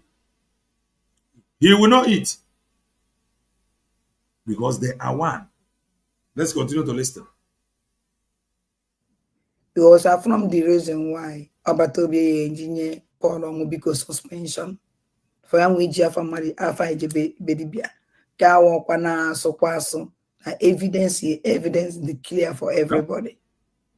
Paul on Madam Azuka turn out put that suspension. While Nando also in the suspension and their suspension and not watch it ever back. Uzu only chori boom mad. Can you the suspension just like that? And you just suspension, Madam Azuka put that suspension. Okay. I go say that nobody for JM. Ogosigono okwa na achegonu today achọm egwonu maka ndị ahụta onye Paul Onwubiko. Ana m achọ egwonu onye Paul Onwubiko. Paul Onwubiko is an evil man. Paul Onwubiko is an agent of darkness. Paul Onwubiko is a saboteur. Ojikwula ọnụ ya kwuo sị that na onu na ya na onwe mgbe ya na-abịa program 1 week. Once in a week. At ya nọcha 1 month ọ na-abịa. Nege kwante ife abụọ ya na cabinet yo. Sometimes in a week, if on a cabinet. Sometimes 1 month, if on a cabinet. According to the white painted hair woman. Now listen. ka ife gosiri unu while na enwe ndu media team na anọ life name Nigerian government expose all the time na-ekwife Nigerian government na-eme all these governors expose everything. Mana Paul ọnwụ biko sịgo na ụfọdụ ya na ọwụ ụmụntị ya dị ebe because of na o ji ụmụaka ọsọ nna ya ji ụmụaka ndị ji ụmụaka onye ọrụ nọ na social media ji ụmụaka omeno dat na ọ fụrụ ụmụ ya n'anya karịa nke m nwa omeno dat na ụmụ nke ga mkpa karịa nke m nwa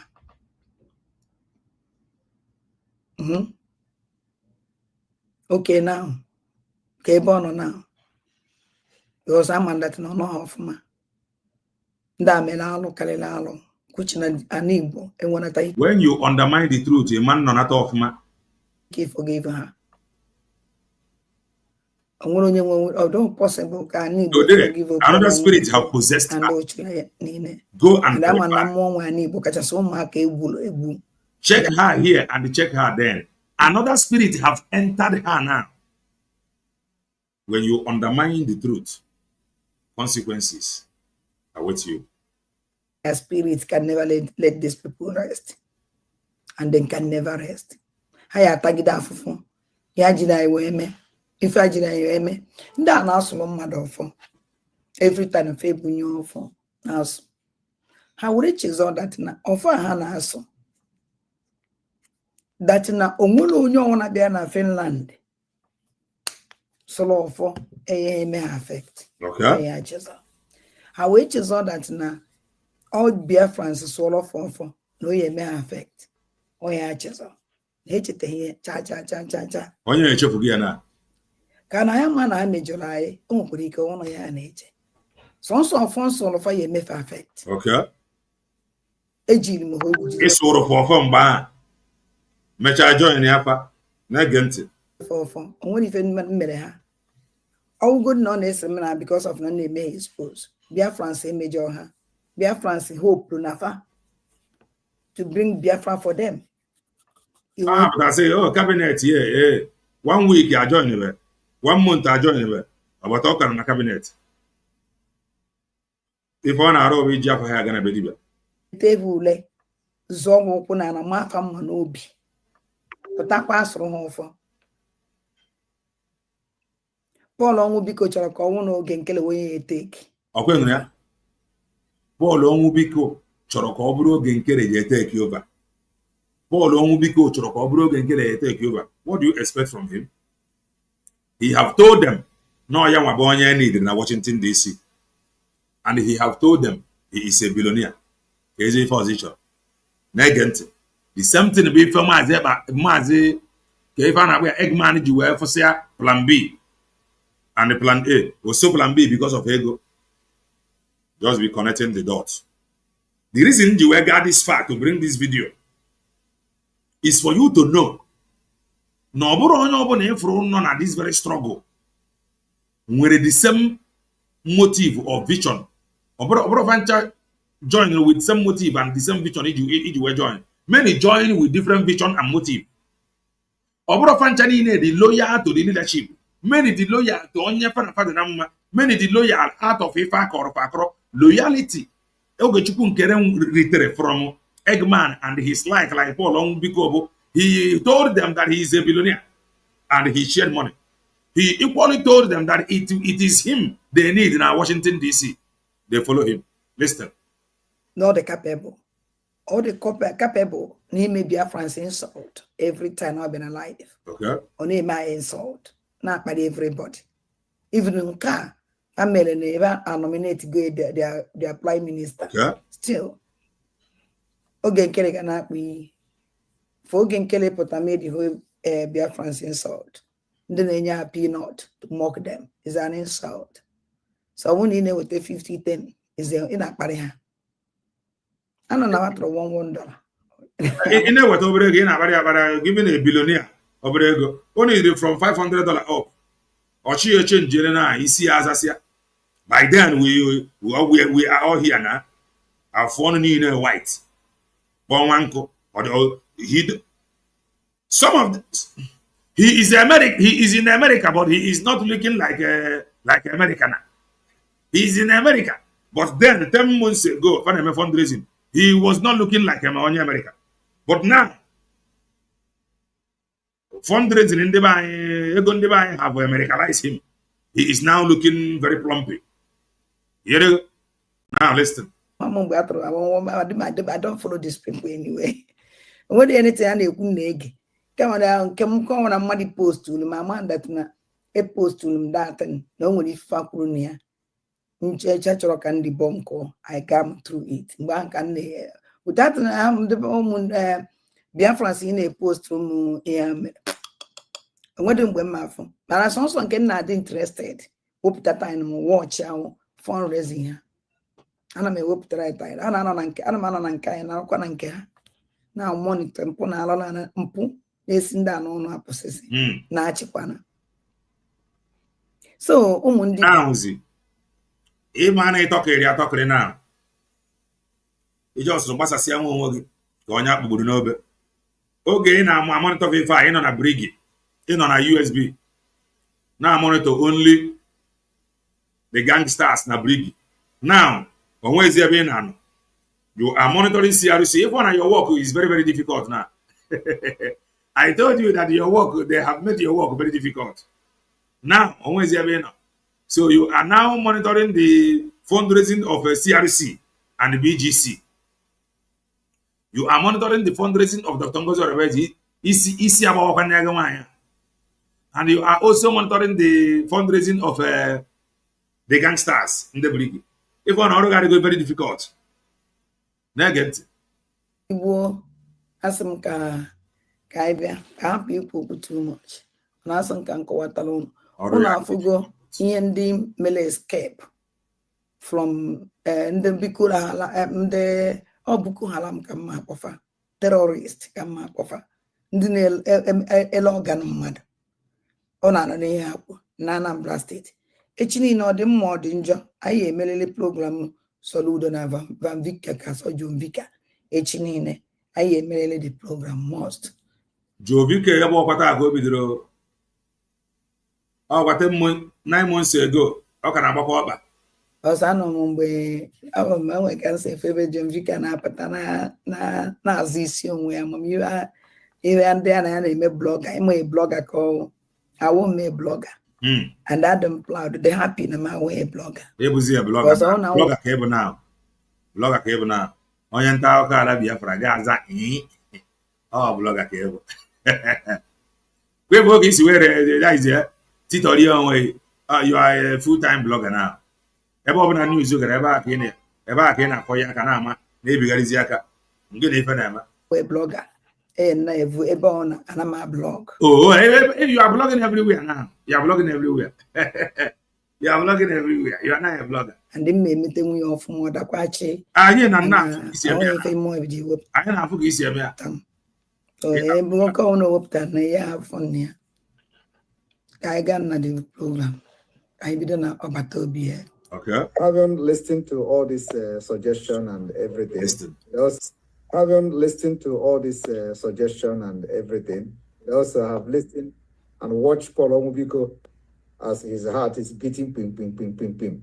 Paul Omubiko has been a very, Mazi ever said that he watched him, his heart is beating bim, bim, bim. If many of them hate about him. Pay for background, they've on a video. Pay for his composure. You gotta go. If many of them hate. They hate him. They hate him. He said that his heart is beating boom, boom, boom, boom. dedicated guy in this struggle from the beginning up to this point, except this particular mistake, which, sometimes you will be hearing, sometimes it doesn't solve the problem. What have solved the problem and what normally solve this kind of problem is the public hearing that's what I've had today.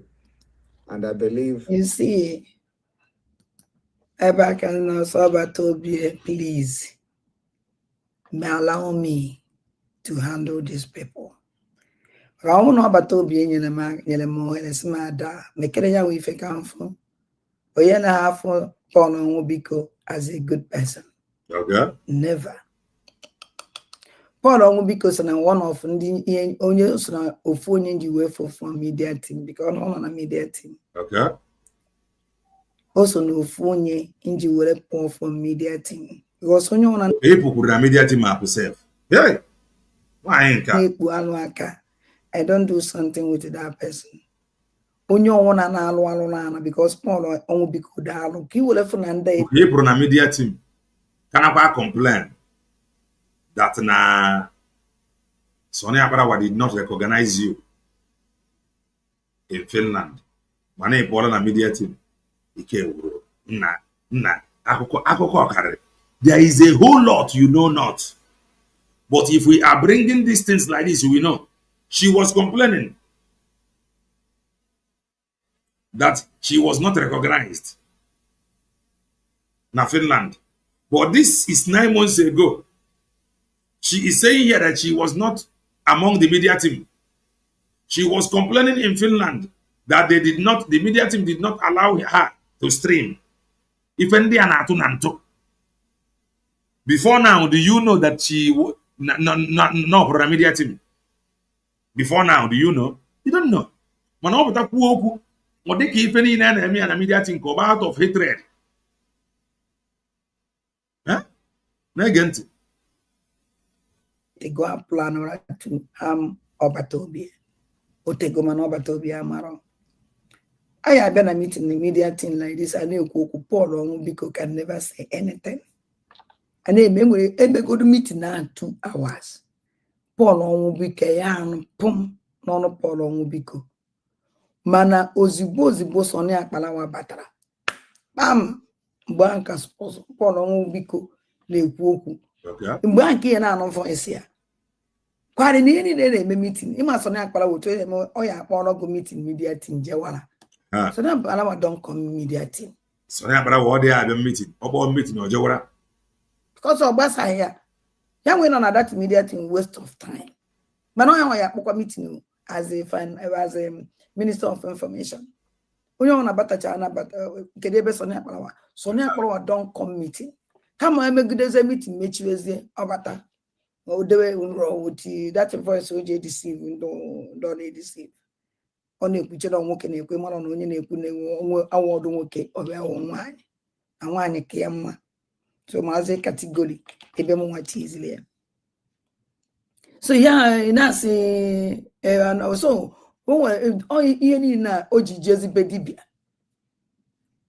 because of one very important matter.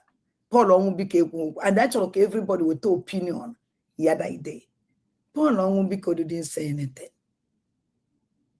Ozibo Sonny Akpalawa Batara. Bam.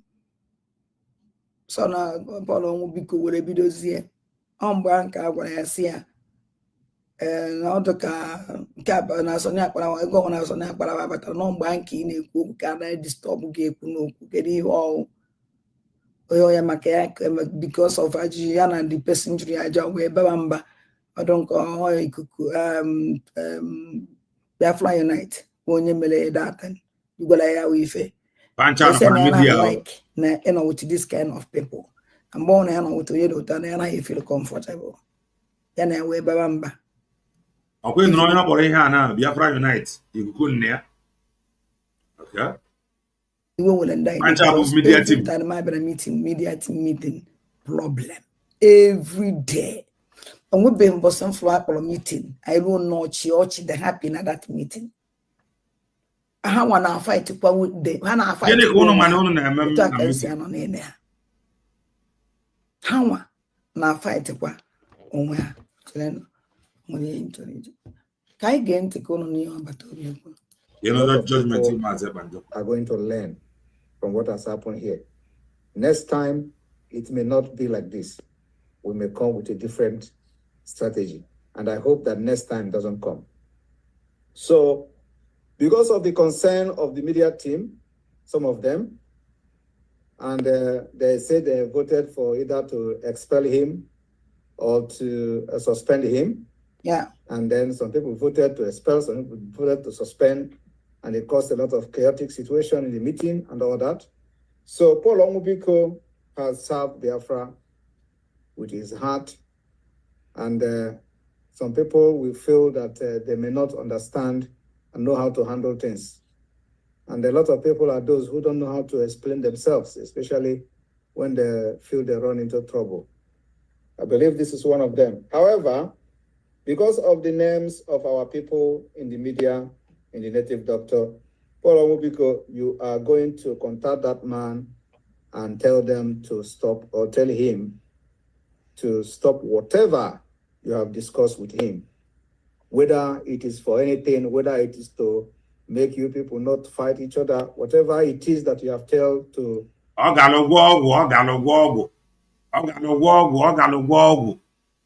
agụrụ egwu a ọ gara ụgwọ ọgwụ ife ọ jere gwọ ndị ọgwụ. What is the name again? Remind me the name now. Obala. Where did he get if look at him. Look, and the freedom fighters. Look at him here. Just like the same thing with his APM. All of them, they are now very big. Look at them. Look at him here. They are all now, today they are all fresh. Very fresh. Because they are working with billionaire. Look at them, they are now fresh. Helena will still maintain that you keep exposing her with her old videos. It is hurting her. Trust me. Simon saw her. Ezeoku amaka mele eze nwife eze cho getwara gị nzu n'ọgwụ. Ojide anya mmadụ nke o ji eri ama nke ya. Amaka mele. Mazi Banjoko for 30. Look at him here. Onwubiko. Look at Onwubiko. If you look at him here, you will know that he is actually telling Onwubiko. But they are envious of Mazi. People say the name Mazi Banjoko. Look at Onwubiko and look at his APM, his Ogada time. You will know that them and the something was doing. Orizio geke beziriego. Ochafa achake. Okay, onya boy Jana be fundraising always because no Joe Mazi. I am for Mazi. Look at them. Look at him. The freedom fighter. If any na bu meshia Hiriokundia, all of them meshia Hiriokundia.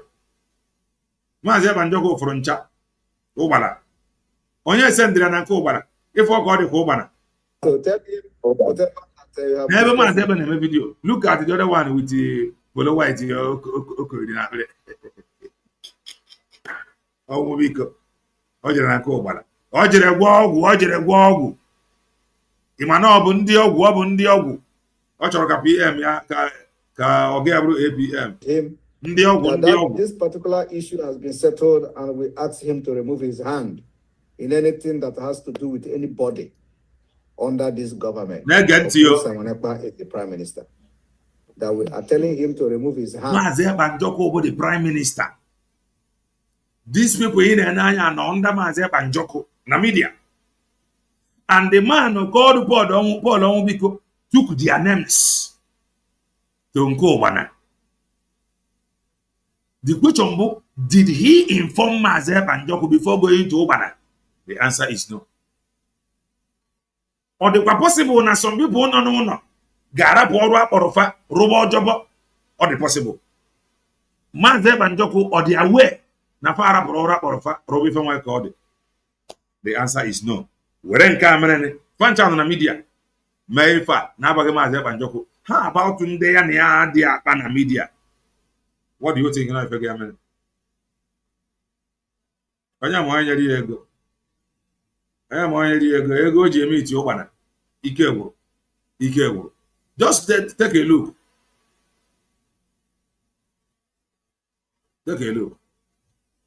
From today, that we have settled this issue and we don't want him to put hand again. Is that clear? Are you going to do that? The answer to that audio. These are freedom fighters. Dr. Ngozi Rebeze Jikwo na pancha amatasia. How were you 9 months ago? No wonder they cannot. Only apụta na ali actually lead this very struggle. Mma junior siri anya. Pastor Dr. Ngozi Rebeze apụta na ekwu na ya bụ leader. Farmer master. Now we are men. Nwaanyị na-ehu ehu anyụ mmamịrị. Ndị adịghị ka ndị na-ehu ehu anyụ mmamịrị. Ndị a na Dr. Ngozi Rebeze ka ndị dị ka ndị na-ehu ehu anyụ mmamịrị. Ọ dịghị ife anyị ya. We have seen it all. Look at him. Ya na Dr. Ngozi Rebeze ka onye dị ka onye na-ehu ehu anyụ mmamịrị. Listen. It's with me. I said this thing before. I could send it here. No, I am asking you a question. His leader, Ogwaria before Ojebe na nke Ogbara. Ndị nke nọ n'ụlọ fana gbandia before fejebe ime ife niile Giovanni ajụjụ a. Are you going to do that? See, I will tell him. I have not ordered him to do anything. Who sent you? Who sent you in the first place? You have not ordered him to do anything. How come? What were you doing with names of the cabinet members? Bad. Imagine. Not at all. But I will tell him this is not for bad intention, and I may ask him to bring audio. Let him make audio. He say it is not for bad intention. I'll be fine, yeah? To public so I can send it to anybody that needs it. These are freedom fighters. What I want is your word. Are you going to do that? Kefubantu say I beat around the bush to show you na his loyalty. I brought to Mazi Nnamdi. To show you na mbato batana the struggle. I brought to get Biafra. Just pay very close attention. Instead of answering this question head on, straight up, how he struggled to show you. No be had the run and then we're wrong. With you for so listen, just watch. He is not doing. I did not ask him to do anything. It is not for anybody's intention. Or maybe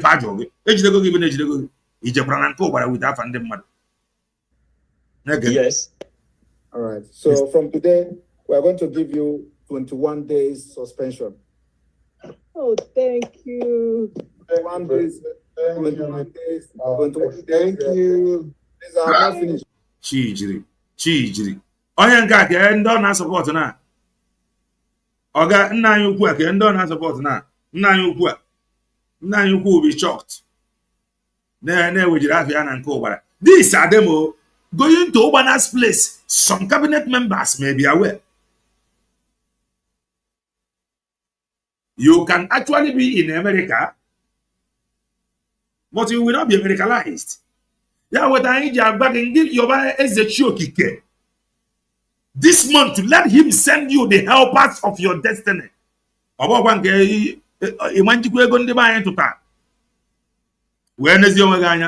Let God connect you with men. Let him connect you with women that matters. One quality woman, one quality man.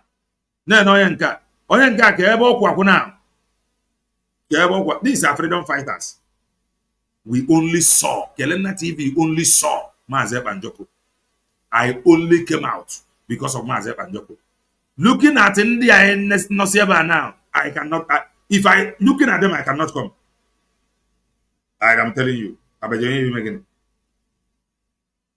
Gini kamba JB. Ke onye na support na nwoke a. Ke onye na support. Thank you, sir. Okay, yeah, one night wine, pastor. Oga nke odukwere na America. Go homeland go. Thank you, sir. I'm going to give you what I call 21 days active suspension. The active suspension is that you will have nothing. No wonder.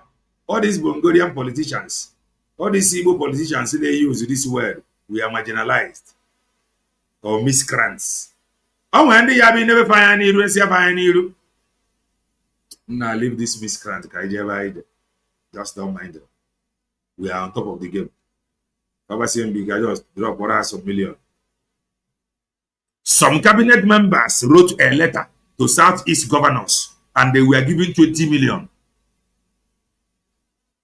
They share the money within themselves. These are freedom fighters here. The video of the social media, I will bring it one day. Some freedom fighters from America, they wrote a letter to Southeast governors, and they added their phone number to those letters, and they were compensated with 20 million. They want the money. These were the same people that refused to hand over document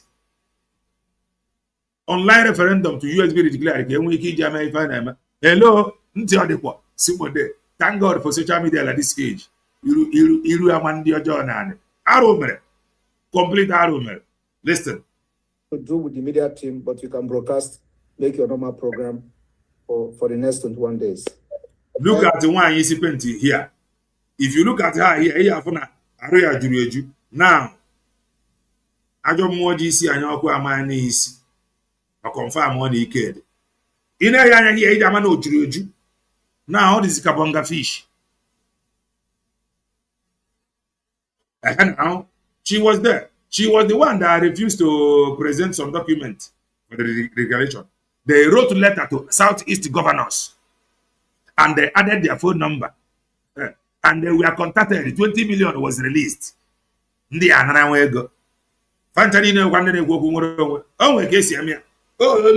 it, you suspend it indefinitely. A man they have been bought over. They added their phone number. Look at her here. She is plumping. I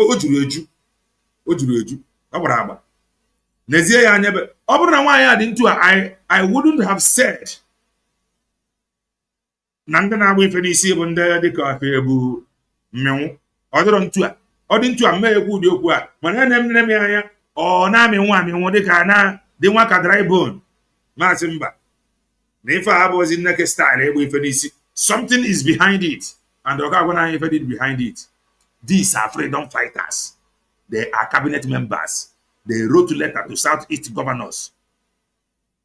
20 million was released. They shared the money.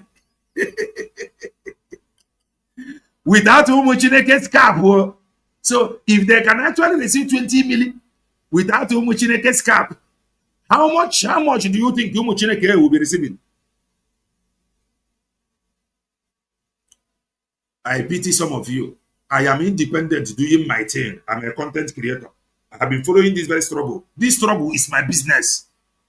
That is the truth. Exposing this, their lies and deceit is my business. They are freedom fighters. They wrote a letter, and at the end of the letter, they added their phone numbers. The governor is easy to contact. I contacted 20 million. The fourth each other. Okay, finally share the money. Final law. And I can go engage you, go be a These are the people that is against the declaration. Look at the white banded woman here. All the one problem you. Man, go and look at her today.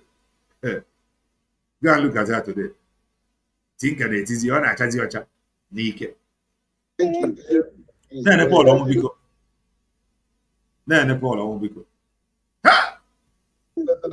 He's in America. Thank you. What? Mazi Nnamdi. Oh, the great Mazi Nnamdi. On a career, at least one year. What's he on the Gaga? Negate. Very much. Thank you, sir. You see, Issue has been Mazi Nnamdi. Thank you, sir. Thank you, sir. Yeah, no. Ogenkele. Exactly. Bossy, thank you, sir. Asia. Yeah, no. Pastor Luz. Bossy, thank you, sir. Yes. Yeah, no other people. Bossy, thank you, sir. Do you know why that thank you, sir? Because of no, just only 2 weeks. Suspension. Okay, Paul is not in America. KJ Kene. Because now suspension eluho. How 2 weeks. 2 weeks and suspension. And they can because no 1 month. Exactly. Or no 3 months. Okay. Or about my because the reason I can have the suspension is 1 month, 21 days.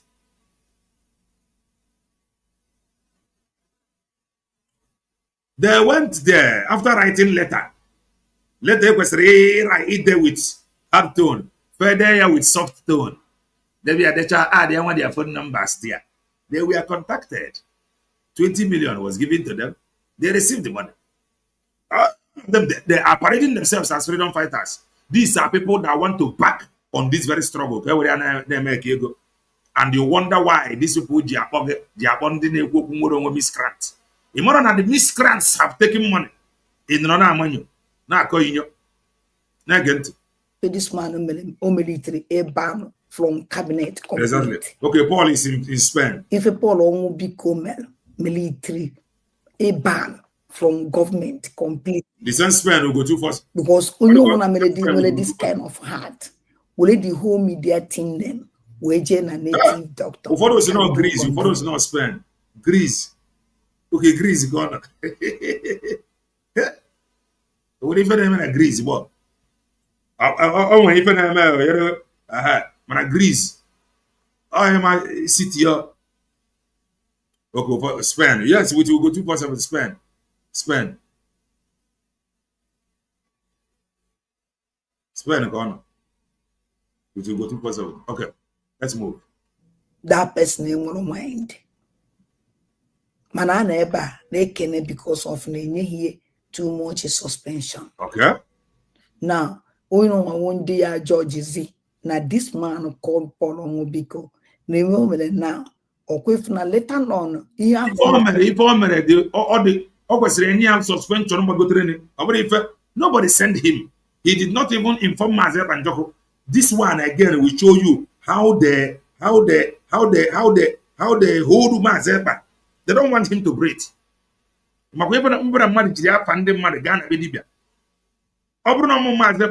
will ask him, who sent you? Get it the reason? What for? What is the purpose? The reason is you under my leadership. Nigeria for cabinet members I will suspension. But watch, 21 days. And he did not explain why to show you into a way grip Mazi Nnamdi. Negative. Up and down answer thank you. Some of them down answer thank you. Much there's a from when this for suspension. Okay. And complete. Because more that 21 days there is not enough. Even though okay, may expel complete from cabinet. Maybe he expel everything was not be everywhere. Because when you want this kind of heart can never be in this history. Hit the like button. Under a wish is strong bad luck. Bad luck. Exactly. With bad luck had yesogi and I drug it back. Anytime I only make ife with Tonyo na akia obiado honcha. If onya has ezigbo mad, you're going nowhere. Ineje onado tugi. Ineje onado tugi. You really mecha on the way. The same thing in each other didn't make USB declare now. I answer them back. Come in, I am about those sheer now for buy together. Where am I in million? Negant. That person wants to stop you. The only thing you know, kick that person out from your life. No matter anything. Give her a chance. Or her. Or Meleba. Negant said, okay. I don't come more. I'm on the program. No, go safe. Thank you. Thank you, my PM. No, go 247. Don't follow people. Go 247. Now you. Oh, gang hard say her. Oh, gang hard. I don't come more. I'm on the program. No, go safe. Thank you. Thank you, my. No, go 247 with the Ugo Buanya. Oh, Ngabu Ugo Buanya. Ugo Buanya. PM. Follow you. I don't follow people a lot on things. I know I'm going to everyone is now. But I followed you because I see that you have been talking about Biafra and you are so your heart is for what you're doing. And I can see that even now you are beginning to regret this action. You see. Okay. I am going to now, no regret if I go the action. I know when I'm a motive. On but not through on yak, each way so in the other. You got to go. Or if I be fine, but if establish, they are with Mazi Banjoko, but not loyal to him.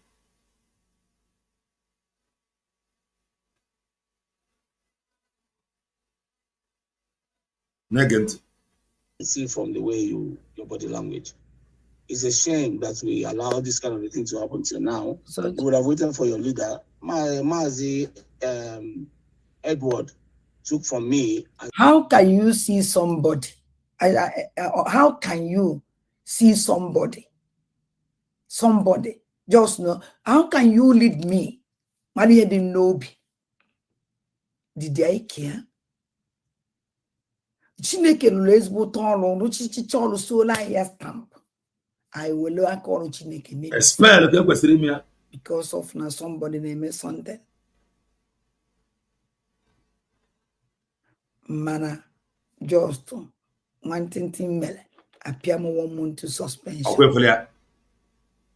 Okay, now on our compare nobody if I appear 1 month suspension. Manonya Mero de fa any 21 days. What does that tell you? You know, goes to now. So anger has been building up. Oh, this is very easy. Ndechori deceive ya if we be jackals or they very easy. Young when some anger in her already. No one never suspend ya, which is true. Or even any suspension training. Expel or any suspension training. Manage 21 days. Then the young one who's in nobody if you're any 1 month. So her anger to go build barrier. So if you see her dancing, now to Mazi Banjokunga, listen to her. Mauruzi was the whole cabinet. The whole cabinet. Genitive, the whole media team, Jen and Kenneth doctor to the whole media team. And in 21 days suspension. That's 21 days or not 1 week. I watch you back. Okay. How can this kind of thing is way possible? Okay. In a way, I have no be adriamma. Or if I adromma. Or this is justice or the selective. I just keep quiet. I cried. Yes, I know me bekwa kwa ana abia. Niye na ewute mu ko maka gini. Ebe ka ineje. Kedi udi Biafra this kind of people here with the lie.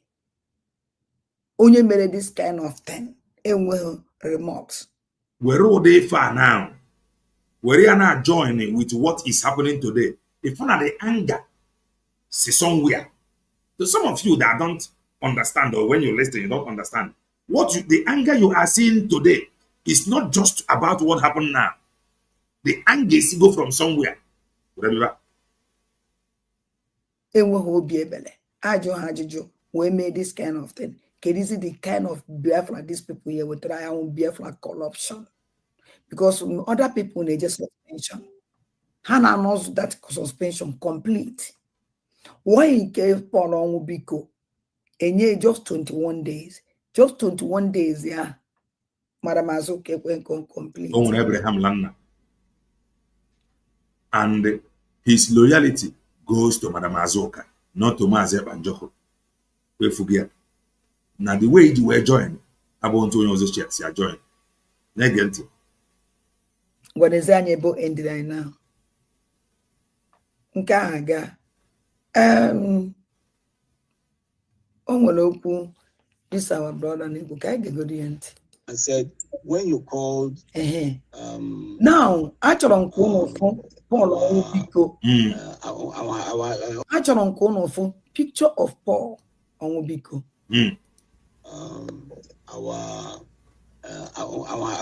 When you said that, Madam Azoka, when you called and she did not reply, did you try to reach out with voice? Or even still, call your leader, Mazi Akbarawa. Oh, this thing this guy made, this comment he made on voice. I don't understand it. Or even call, what's his name again? Biafra Unite. Madam you called. Nena ya Paul Onwubiko by then. Nena ya Paul Onwubiko. Yeah. Here I met 2 years ago. Okay.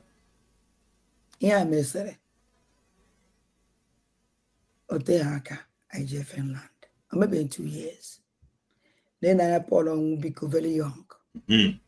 Very, very young by then. You know, Mbona in a make a uti quinso. And we have Chineke because more name because longer. Mbona in a make a uti devil. Devil, onye ona wajo mmado. Iya foleli anirie. Iya fe na runya. Look at how young Paul Onwubiko de a year and or maybe 2 years. Because I did Finland this year, November, October. Very go 2 years. 1 year. I did Finland. I did Finland. Program. Madam Azoka Kanu with us. So here, effort, a mego before I go struggle. Make area 20 million. Just to look at the picture that time. Okay. Jizekine Paul Onwubiko now. Just a year and Paul Onwubiko we can kinyo. Ego maybe by if you about the hero we are carbon the guardia busy to see or the one I on the beer from car soon. Paul Onwubiko we wash a cocoda.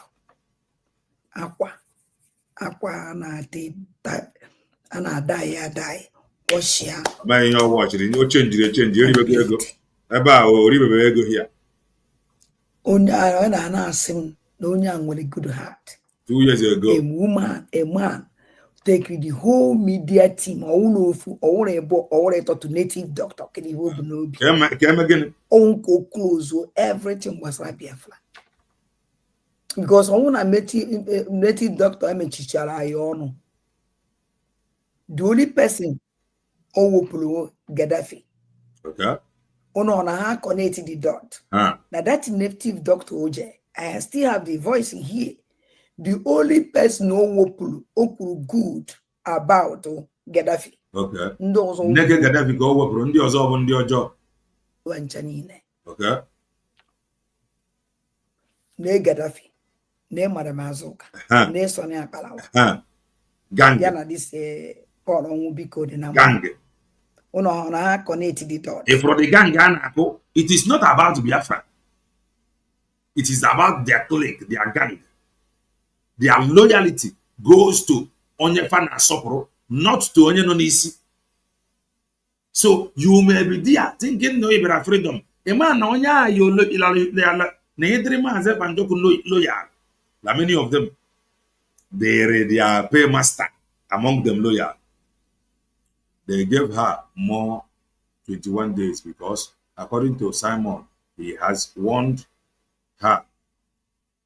They gave her more 21 days because according to Simon, he have warned her more than 10 times. Simon even okay now in a one is 20 now. Reason ready when you 1 month, but now one go okay. This man calls Paul Onwubiko. There is no time this man na just Biafra. Onya a pure saboteur. Okay, na. Don't think na fancha ni nenge na fabara okwu nwere onwe ebo bia okwu nwere onwe aka fa na chop. You can easily be misinformed by people like this, thinking that if he na ede ka fa na ede, a man na fa na ede ego, give one ede struggle. If I put the reason in the he sabotaged la walida Mazi Nnamdi Kanu. The sabotage again. Every one of them now about Dr. Ngozi Oraveze when I watch. We go history of Ebamba. Go and watch.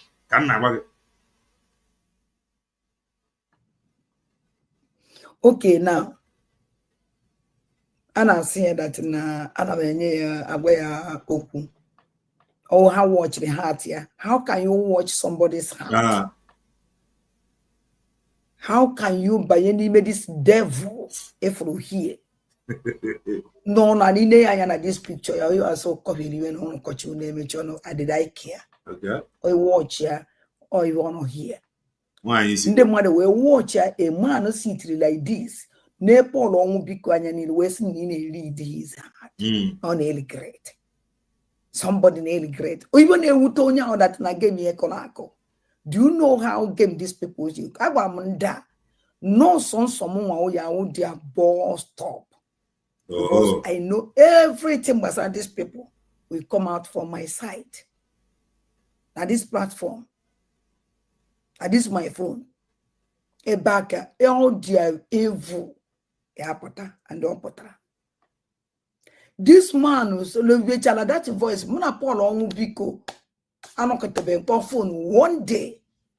Never one day. Boy say cake me and order nothing. A Jordan number Paul on Biko. We want to make your number mother. I don't have his number. A B I C where the supplies. I don't have Paul on Biko's number. A Jordan number on also number name all of them. Also will go 247. And the one GG number will go 247. Umwe and a may fundraising. Only can send the receipt. Or for the send the receipt on the France fundraising. Or now I can see the phone number will go 247. Apart from go 247. Stage 5.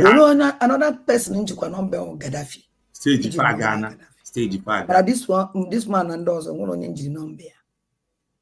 Okay, I don't have it. Okay, now this man we let call the child the voice. Yana makere ki wole fuka chukwu okike abia masi eme pam o send the elemi. Ona man no send in the voice. We pick the voice we tear. So organ the fa. Okay, all the keep the fa bana. The guy man record the voice. Record as he made mistake. Send the area radio ramma instead of he send the what wabaji. Tinka. We send the don't call go 247 and send the voice. So na kuye na amen. Okay.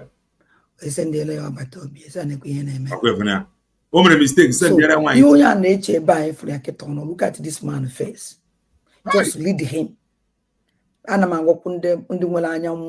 been telling you, if you have been following this struggle online like myself, and you have not seen the hand of God, ask yourself question. Onya amechachara voice into a dana with Umadibia. Make a mistake, forward or the other JG number. Another Ramma listening to it. Forward it to go 247. We go 247 listening to it. Forward it to Mazi Nnamdi this very meeting. Only God knows what would have happened.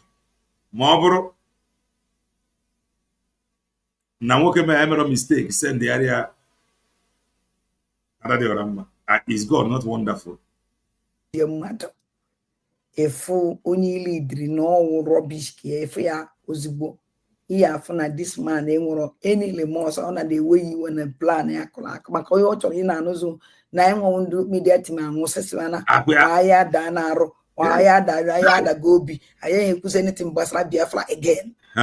Because a man will laugh at the whole media teams now fight for struggle to native Dr. Again. So some of you and I might put oh, Kelena TV, go and fight Nigeria. I cannot fight Nigeria. You people are my problem. all these mediocre individuals, you are my problem. Here you go. Now, no, your fellow freedom fighter name.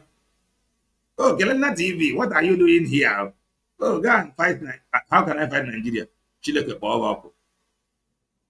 Negent. Oh no, I wasn't on Bonnie. I pussy. Can I continue naga? Negent. Our only said that Madam Azoka. When you called and she did not reply, Girls, did you try to reach out with voice. Or even still, call your leader, Mazi Akbarawa. Oh, this thing this guy made, this comment he made on voice. I don't understand it. Or even call, what's his name again? Biafra Unite. You can always tell somebody, nah, this thing you said, I don't understand it. He can always explain to you. This is Biafra Unite no where amadem more sack career because he was part of the media team. All of them you see that is fighting Dr. Ngozi Orebeze today, go and verify. They have fought Mazi before. Go and check. I've gotten to this side because, like I said, you already feel that remorse. You feel ashamed of what you have done. Now, she may not have it's like you don't even have respect when a number like then a phone. All these things is not something that is working. And one other thing that what again did I write down here? Yeah, it's just a very few things like what I just said is what I want to tell you.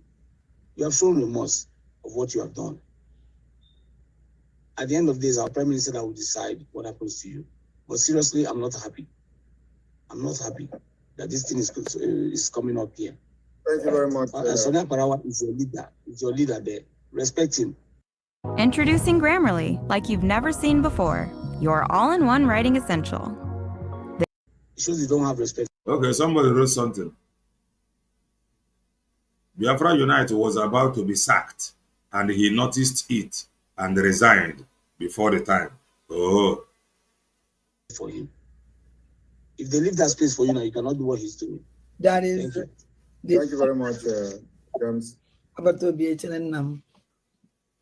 There is, we are not here for Sonia Akbarawa's problem. There is no time. Yana Sonia Akbarawa ne so. Achoba yana also for Sonia Akbarawa on the same point. Maybe no yana Sonia Akbarawa plan or destined before. They'll take care of the action. All the possible. Why you marry somebody? There is no time. This man he medicine without contacting anybody. Okay, marry somebody. Because I've been immediate. No one day and I'm one day on other banana. Once you quick on no one contact them. And at this kind of maybe their plan about other media teams. You gotta go. Or maybe turn them against Dr. Ngozi Orebeze. Gavana, oh, ABM. Maybe not if I show him.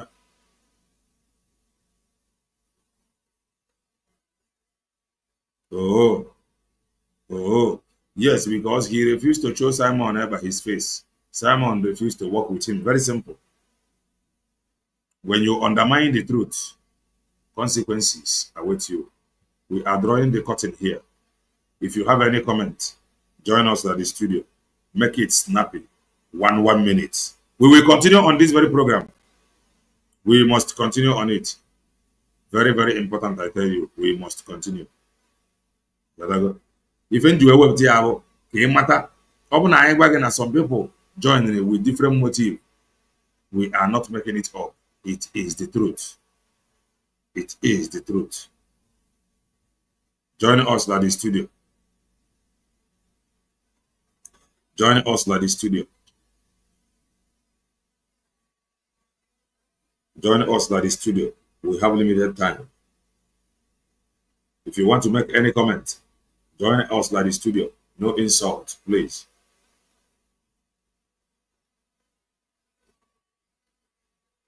Join us at the studio and we move.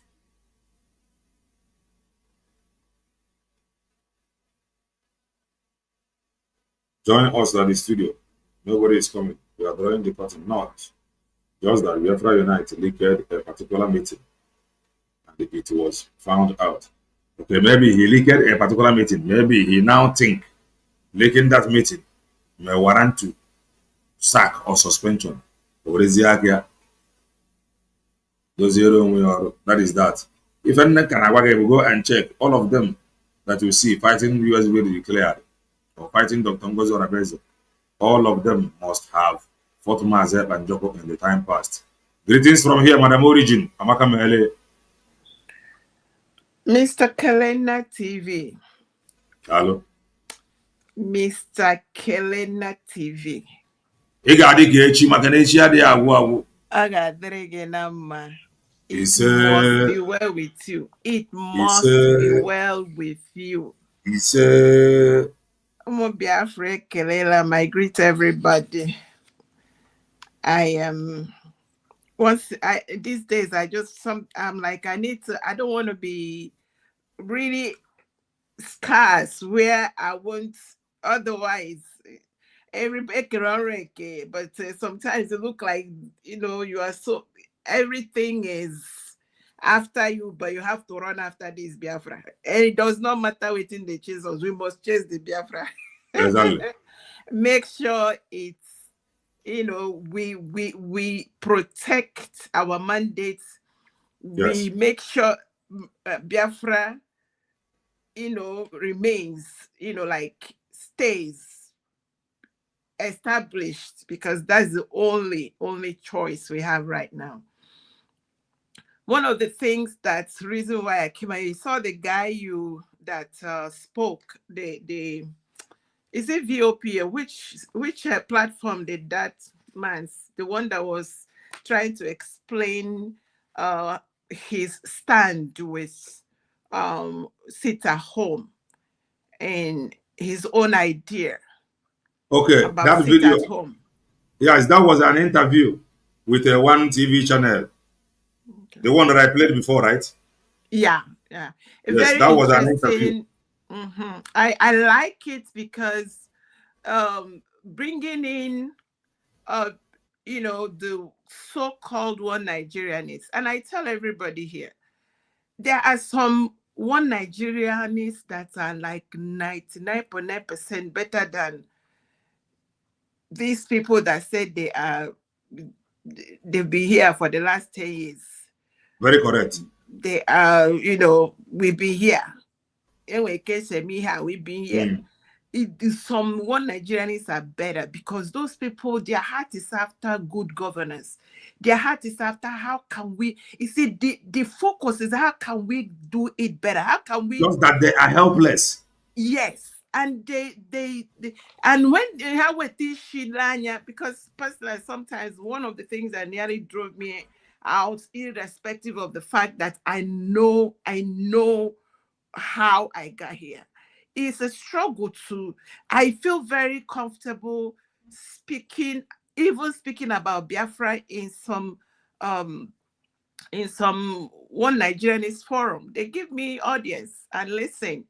And I'm not going to, push or take the water the way the people here want to pour it on them and cause people. I know you have to create a place where people can listen to you, understand where you're coming from, even empathize or sympathize with you with what you're going through. It's not you. One of the things that nearly drove me is the rate of. I was like, where did these people come from? You can imagine, compare what you are talking about. This woman talking about someone taking them. Honestly, I am like, how? Who are these people?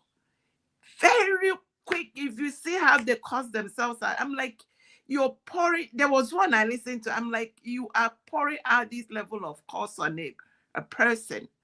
Okay, what when you find out that what you have, your idea or notion about this person is wrong? So that cost will definitely go back to you. These people don't think that way. You are pouring out like, there's my Chineke work, which is even difficult for me to bring out. Is like one of, you can easily say, shut up, is another. But there is this deep cost that people come out with. You see the venom yes. They're pouring out. And I'm like, where? Who are these people? And these are the people who tell you what they give not for everybody. So I am here to say, it's important. You see, I like what you did today. Once in a while, you bring people's ideas, Sowore meant well.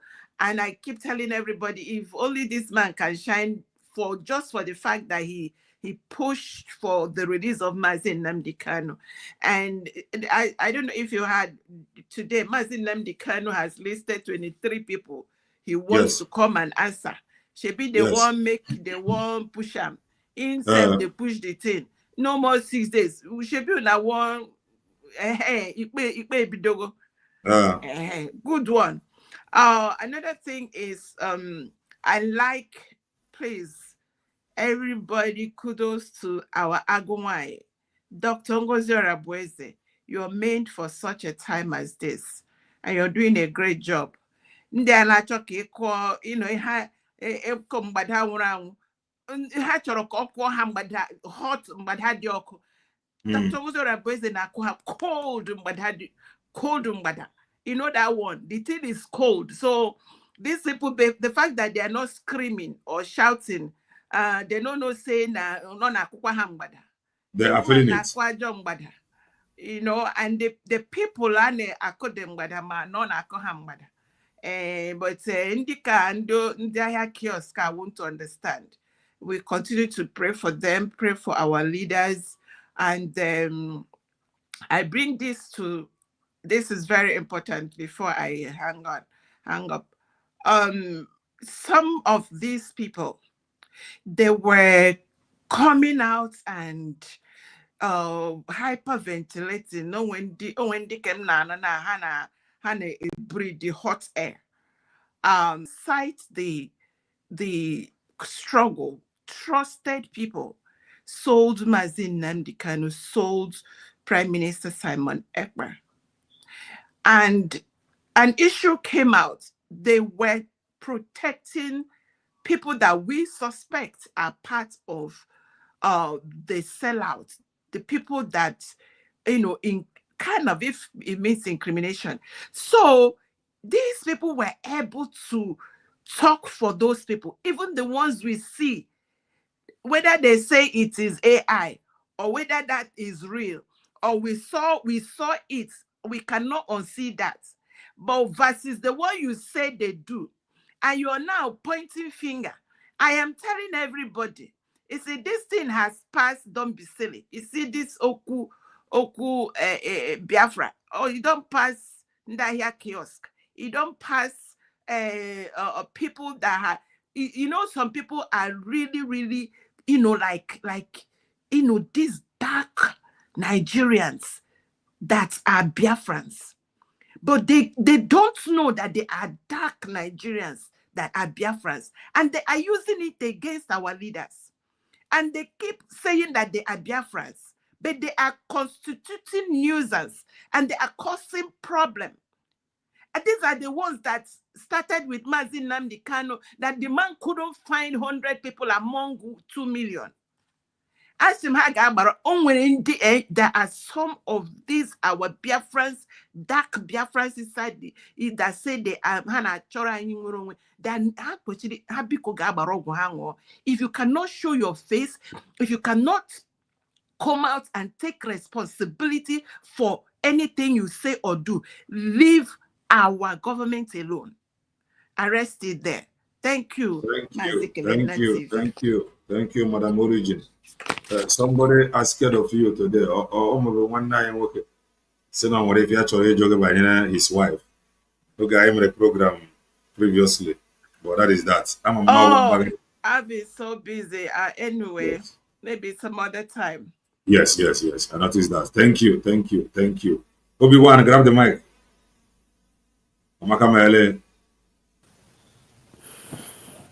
Yeah, thank you, Kanina. Hello. I think my take this evening is some of these people that joined the struggle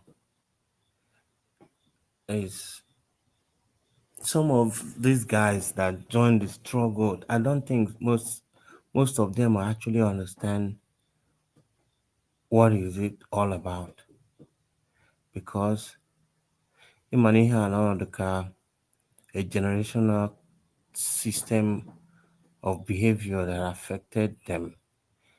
And from the beginning, they always, or they assumed is, because him are going to create that mentality of it's you for yourself by yourself.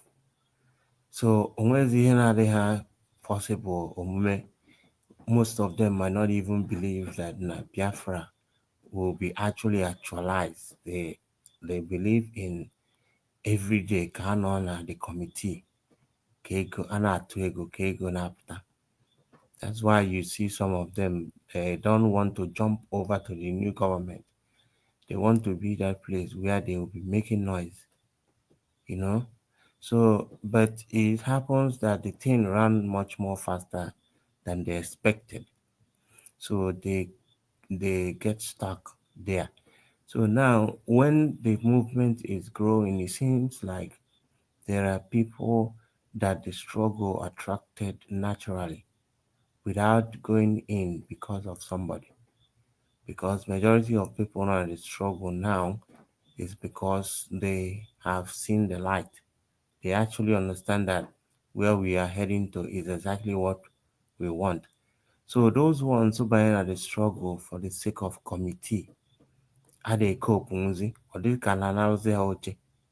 Because the ones who now they all their effort and their soul and their body. But those ones is all about the pocket. So I know a problem because they cannot be steady. So now coming to the issue of the buy Ipochisi shop worldwide, I can understand the reason why it has to start from Southeast first. Because you may expect, according to what the man was saying, why don't we start it before? You cannot sit at home, can't start in Lagos. We have to first of all start practicing it before Bidozie spread, just like what is going on now. And I just wish and I hope that we can actually be able to do that, the whole Nigeria locking up businesses, because I know that we can, but we have too much selfishness in us, that not because we want to, but because of the system we were created inside from. When once you are born, you are your own local government. So the government created hunger among all, that if you do not hustle, you will be hungry. So nke nwere ịbịazi ebe nke ị nọ, a na-eme sit at home. Ọkwa ndị Asaba, ọkwa ndị mmadụ na-eje agbazi ụlọ na Asaba, agba ana na Asaba, ma ọmụ na ife na Monday sit at home na-arụ ọrụ n'Ọnịcha. Everybody cross over to Asaba na-emechala nwa business. So enyego ha opportunity a ka anyị ghara inwenwu ike ikwekọtanwu with ofu ọnụ, because onye ọbụla na-achụ ego n'isi onwe. So ndị be anyị experiencing anything of that na government nwere responsibilities over their citizens. And that's why they made sure that they don't provide any single thing for you. They don't work for you. They make sure that you have to congratulate them when they build one flyover with your own money. They make sure that they wash it, they put themselves in the position where you will see that they travel to England to go take treatment. Meanwhile, some people cannot pay for child delivery in the hospital at home. So they planted that devilish hunger type of virus in you, that ogesigike for you to leave your daily bread to go and fight for another person. It's a generational system, of course. So ọ bụ mụ na ndị be anyị enwenwe ike break this. I want to break this. It's not an easy thing, but no, with time, when you keep preaching, people will now understand the power of a collective force. Mmadụ one kwa nọ na government? How many are there?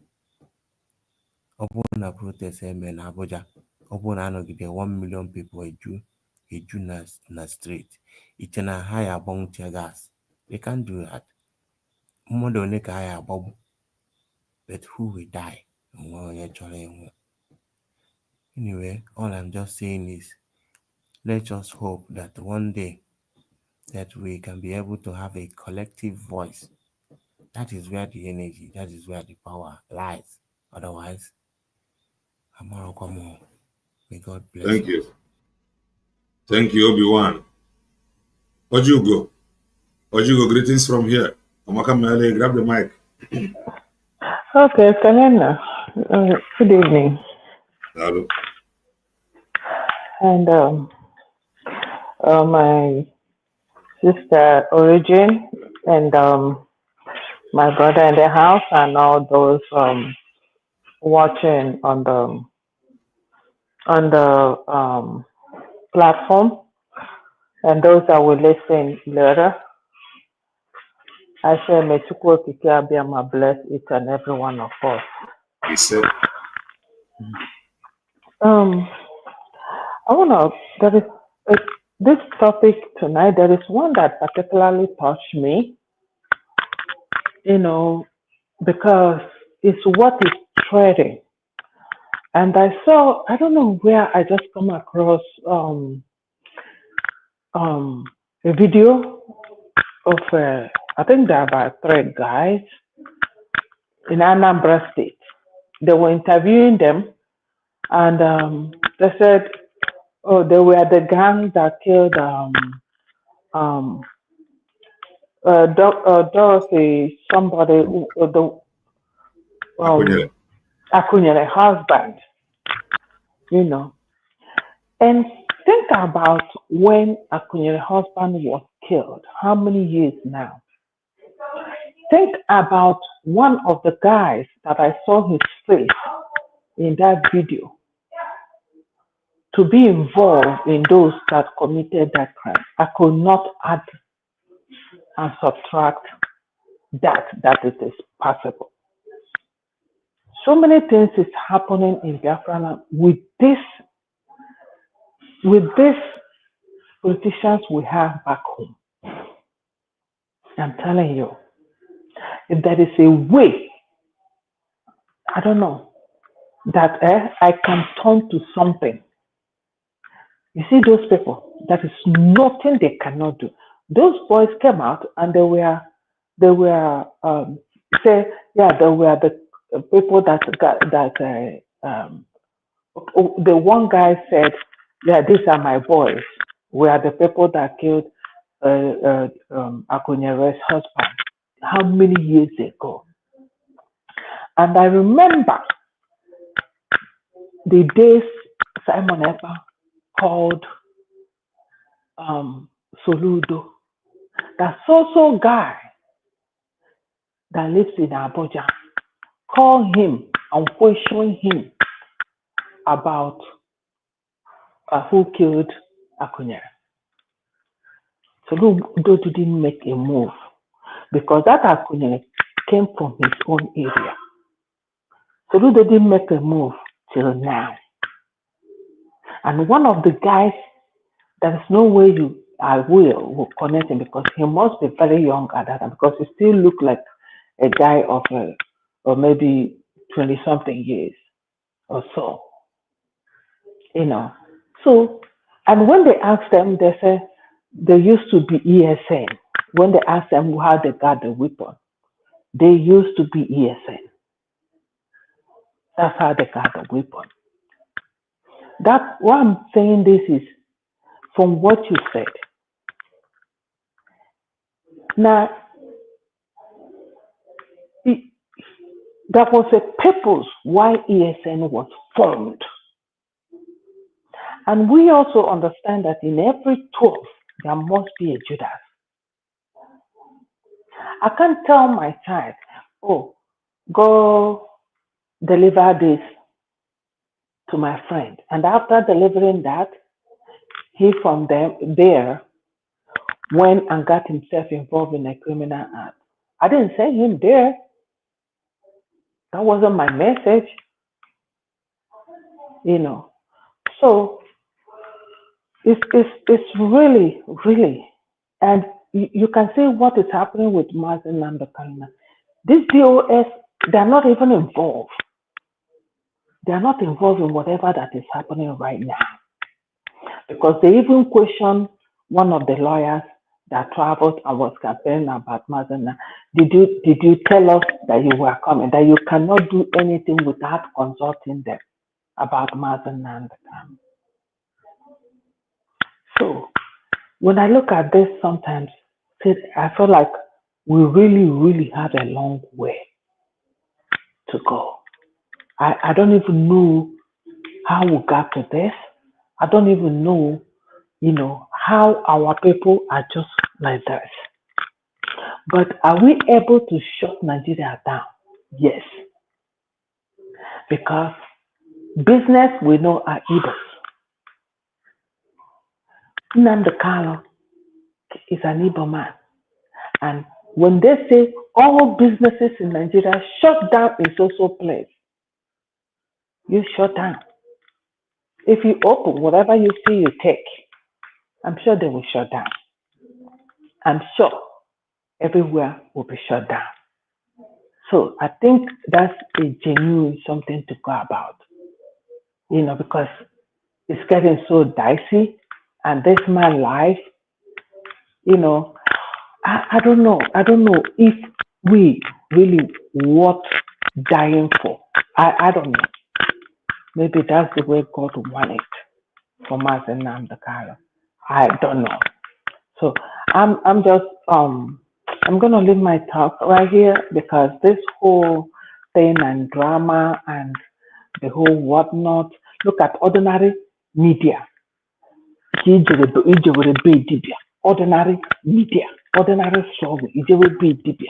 It's just nasty. Every time this particular guy Vision carries Bible, Vision 1555 or 111, he's always with the quoting Bible when he used to be in the media. Ordinary. Look at them, they've all wiped out from the beginning. Because if you hang on somebody or somebody brought you in, there is tendency that you will fall out. But if you came into this struggle with your 2 feet by yourself, not looking at anybody, you will not shake. You will always dictate the truth and the force. And nobody will direct you where to go. Nobody. But if you hang on somebody, as soon as that person is falling, if you don't take time, you fall. Because there are so many things to talk about. If you are suspended or resign, there are so many things that is happening now.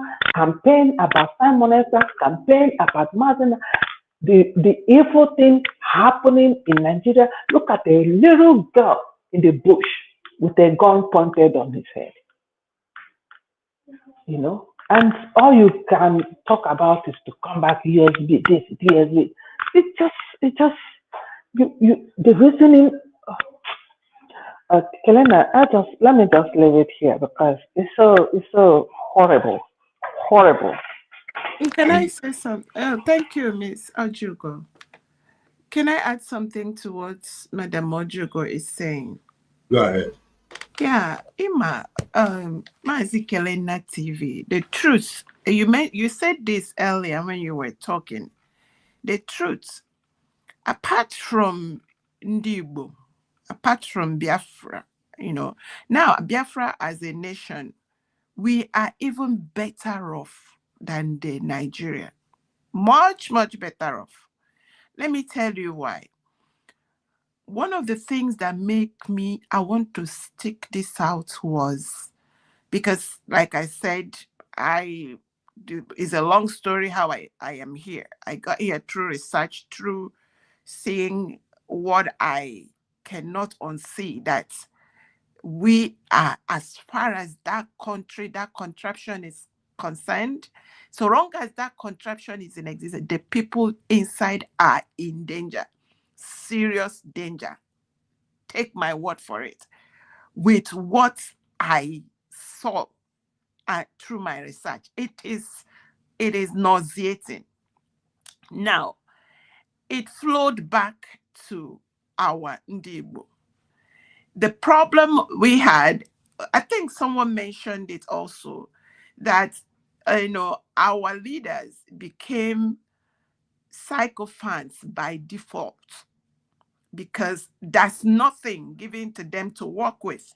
They must go to the dome. They must, go to meet someone for anything that they need to accomplish.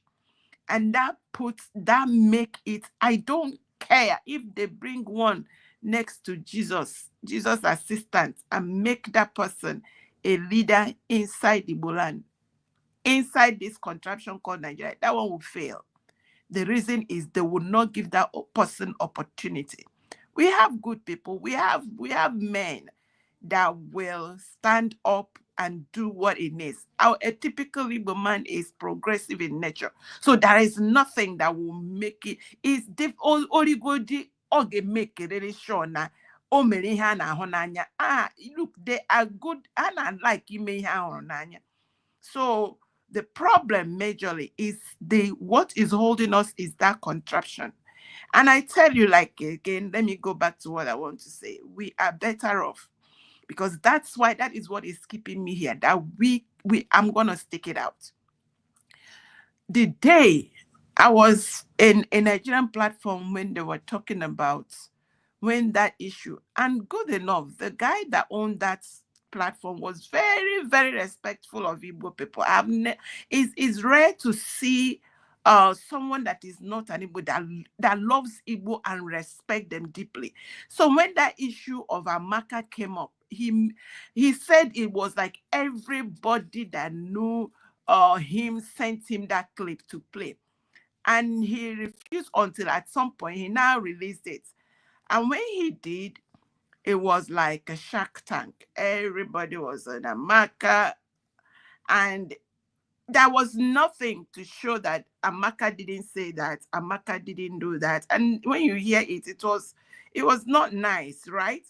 Until Prime Minister Simon Ekpa began to dig out. And the main thing, it was now obvious that Amaka just responded to something someone said. Hear me clearly. Amaka responded to something someone said. Okay, you told me shut up, and I said shut up back to you. Your shut up was cut off. The only thing that was heard was my shut up. And with that, it was like crucify her, crucify her. Our so-called leaders who, from all each and every one of them, they are there to, crucify any Igbo person. That is what our leaders are there for. Whether they are in Senate, whether they are in House of Rep, whether they are governors, they are there. They must do the bidding of the system, of the whatever it is that represents that government called Nigeria. So they had to use the legislatures from the Southeast to sign papers to send to Canada. Now, I'm coming with leadership. Why leadership is it? And if we can, we have what we have now, we can use what we have now and get everything we ever needed inside that contraption. We can use what we have now to defeat this contraption.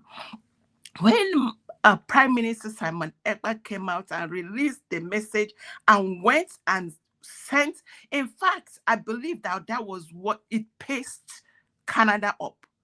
So these people that proclaim and have been showcasing themselves as people to be respected, to be honored, the leaders inside Nigeria are able to do this to one of their own. It was even Canada that sent a message to Australia to nip on the young man that said what Amaka said, that Amaka responded to. Why am I going there? At the end of the day, Amaka was released. Amaka was exonerated. There are other things that have happened. And let me tell you another important thing. When Dr. Ngozi Oraboeze took over, everybody, because she is our leader, watch it. Whenever anything come out, we want to hear what our government is saying. There was one time, and this is what these contraption evil entity has used against us, because they have tied our leaders and tied their mouth, and they are using our leaders as their mouthpiece to destroy Ndibo. We were like orphans. What does an orphan do? Is to fight and cry. Now, when Dr. Ngozi Oraboizo, there are a few things they have thrown in so far. You know what we do? We wait to hear from our government. If our government not say anything, you see how you can be able to control, put, that alone is relaxing. That alone is comforting. That alone is that we look at, anytime I wake up, I go to her platform to see whatever she puts out. We take it, because so far she has never sent anything on her platform that came out and became a lie. So we have a place we can at least find truth. If she didn't say it, we are not disturbed. Let the whole world run their mouths. So bottom line is, God has given us a comfort place where we can stay and fight. And that is the government. That is why they did everything to make sure that this government didn't come up. But we are here to support this government, to protect ourselves, to push, and to get what we want. And I think that is a point I wanted to make, that with the government we have, we can succeed. A whole lot is cold, and that's where I want it to remain cold. It's just that you don't go to fundraising. Sometimes even if I don't get body, I go fundraising because I will be enriched. I want to make notes. I want to hear from her. And so far, so good. I tell all Biafrans, we are coming out of this. Look at what is going on. Genocide that is like koro koro. Because the government contraption have refused to own up the thousands of lives they are eliminating. The world cannot say anything. But I hear them, like I told you, I will go to the Nigeria platform and they say, the first time they say, it was IPOB. IPOB went to report also because they want to set the rest of Nigeria against Ndibo. That one no traction. Now they have come, they said it is Kan. Kan, he said, we no talk. That is how you have a criminal, evil entity. And why our people are struggling today, I bet you a lot of people that are well-meaning Biafrans, Ndibo, are going to support USP, because all we want is good governance. All we want is we want to be alive. We want to progress. And so long as she is doing well, we are here for the long run. I rest it there. Thank you so much. Thank you, Madam Origin Makamele. Thank you again, Ajugo. Thank you, people, for always coming. There's many that is showing us kindness. May God show you all kindness. There's many that is steadfast, standing strong. On that, they know to be truth.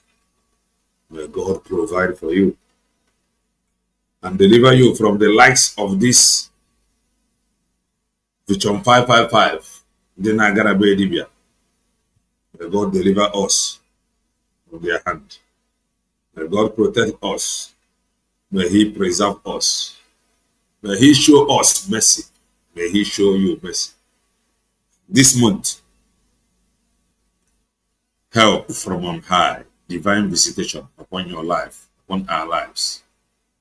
In Jesus' name, amen. Join us in some hours' time as we continue the gospel of redemption. Bye for now and stay blessed.